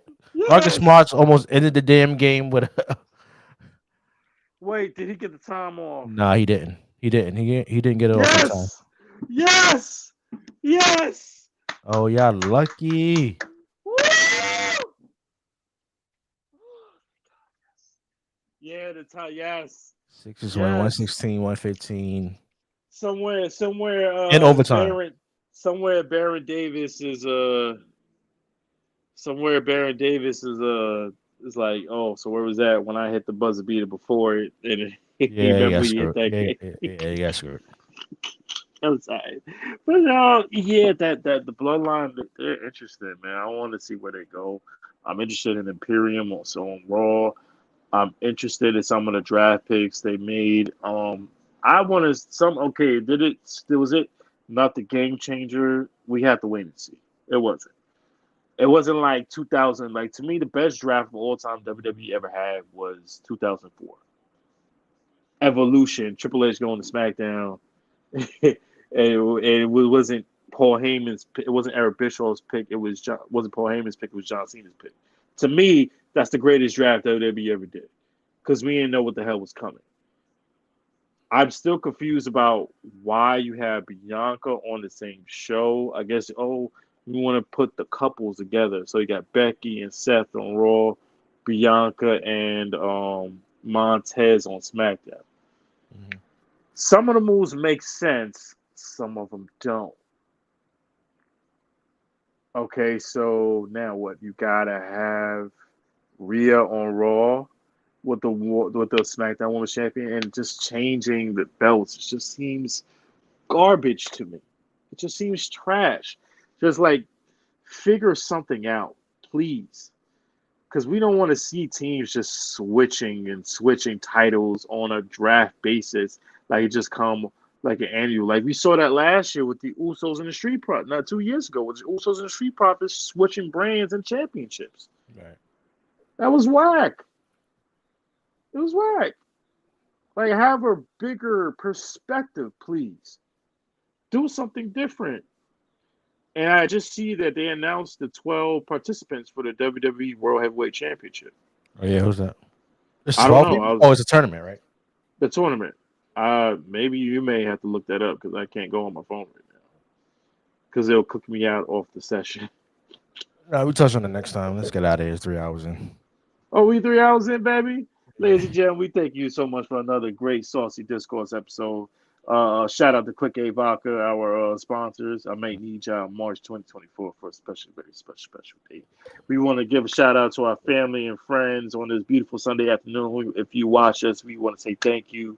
Please follow us on Instagram or Saucy at Saucy Discourse 21, at Saucy Nation 22 on all donations. We take all donations. Cash App. We ain't here for the money. We here for the grind that we love here on Saucy Nation. Is that right, my brother?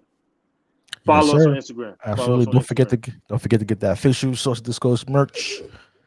Hashtag stupid on Teespring as we speak. See y'all on episode 33. We on? Oh yeah, are we going next? We need a season finale, dude. We need a season finale. Once the NBA playoffs ends, the finals ends, then that's when we go into season 3. Got a lot of stories. You mean season 4? Oh, 4. Excuse me. I can't keep up. I can't keep up with season. I can't keep up. Yes, you can. I can't keep up. Don't forget to hit that like button. Subscribe to all the platforms we're on. All the social media platforms. We appreciate all love, support. Got any suggestions or topics you'd like us to talk about? Just hit us up on the Instagram, DM us or whatever. Right. And we take all ideas. Yes, please. And we will have some guest hosts in the future. Yes. We might have some fellas. We might have if they're not scared. If they don't, Don't be scared. All y'all been talking about, y'all want to be on the show. Come on through. Don't forget about Jeff. This is me. We just gonna talk sports. We gonna chop it up like we in the barbershop. Don't be scared. We good over here. We good. Don't be scared. And the good words. We just talk. If you need some liquor, we good. And the good words of Fat Joe, what does he always say? Where he from? Yesterday's price is not today's price. We see you on the next one, ladies and gentlemen. Peace, love.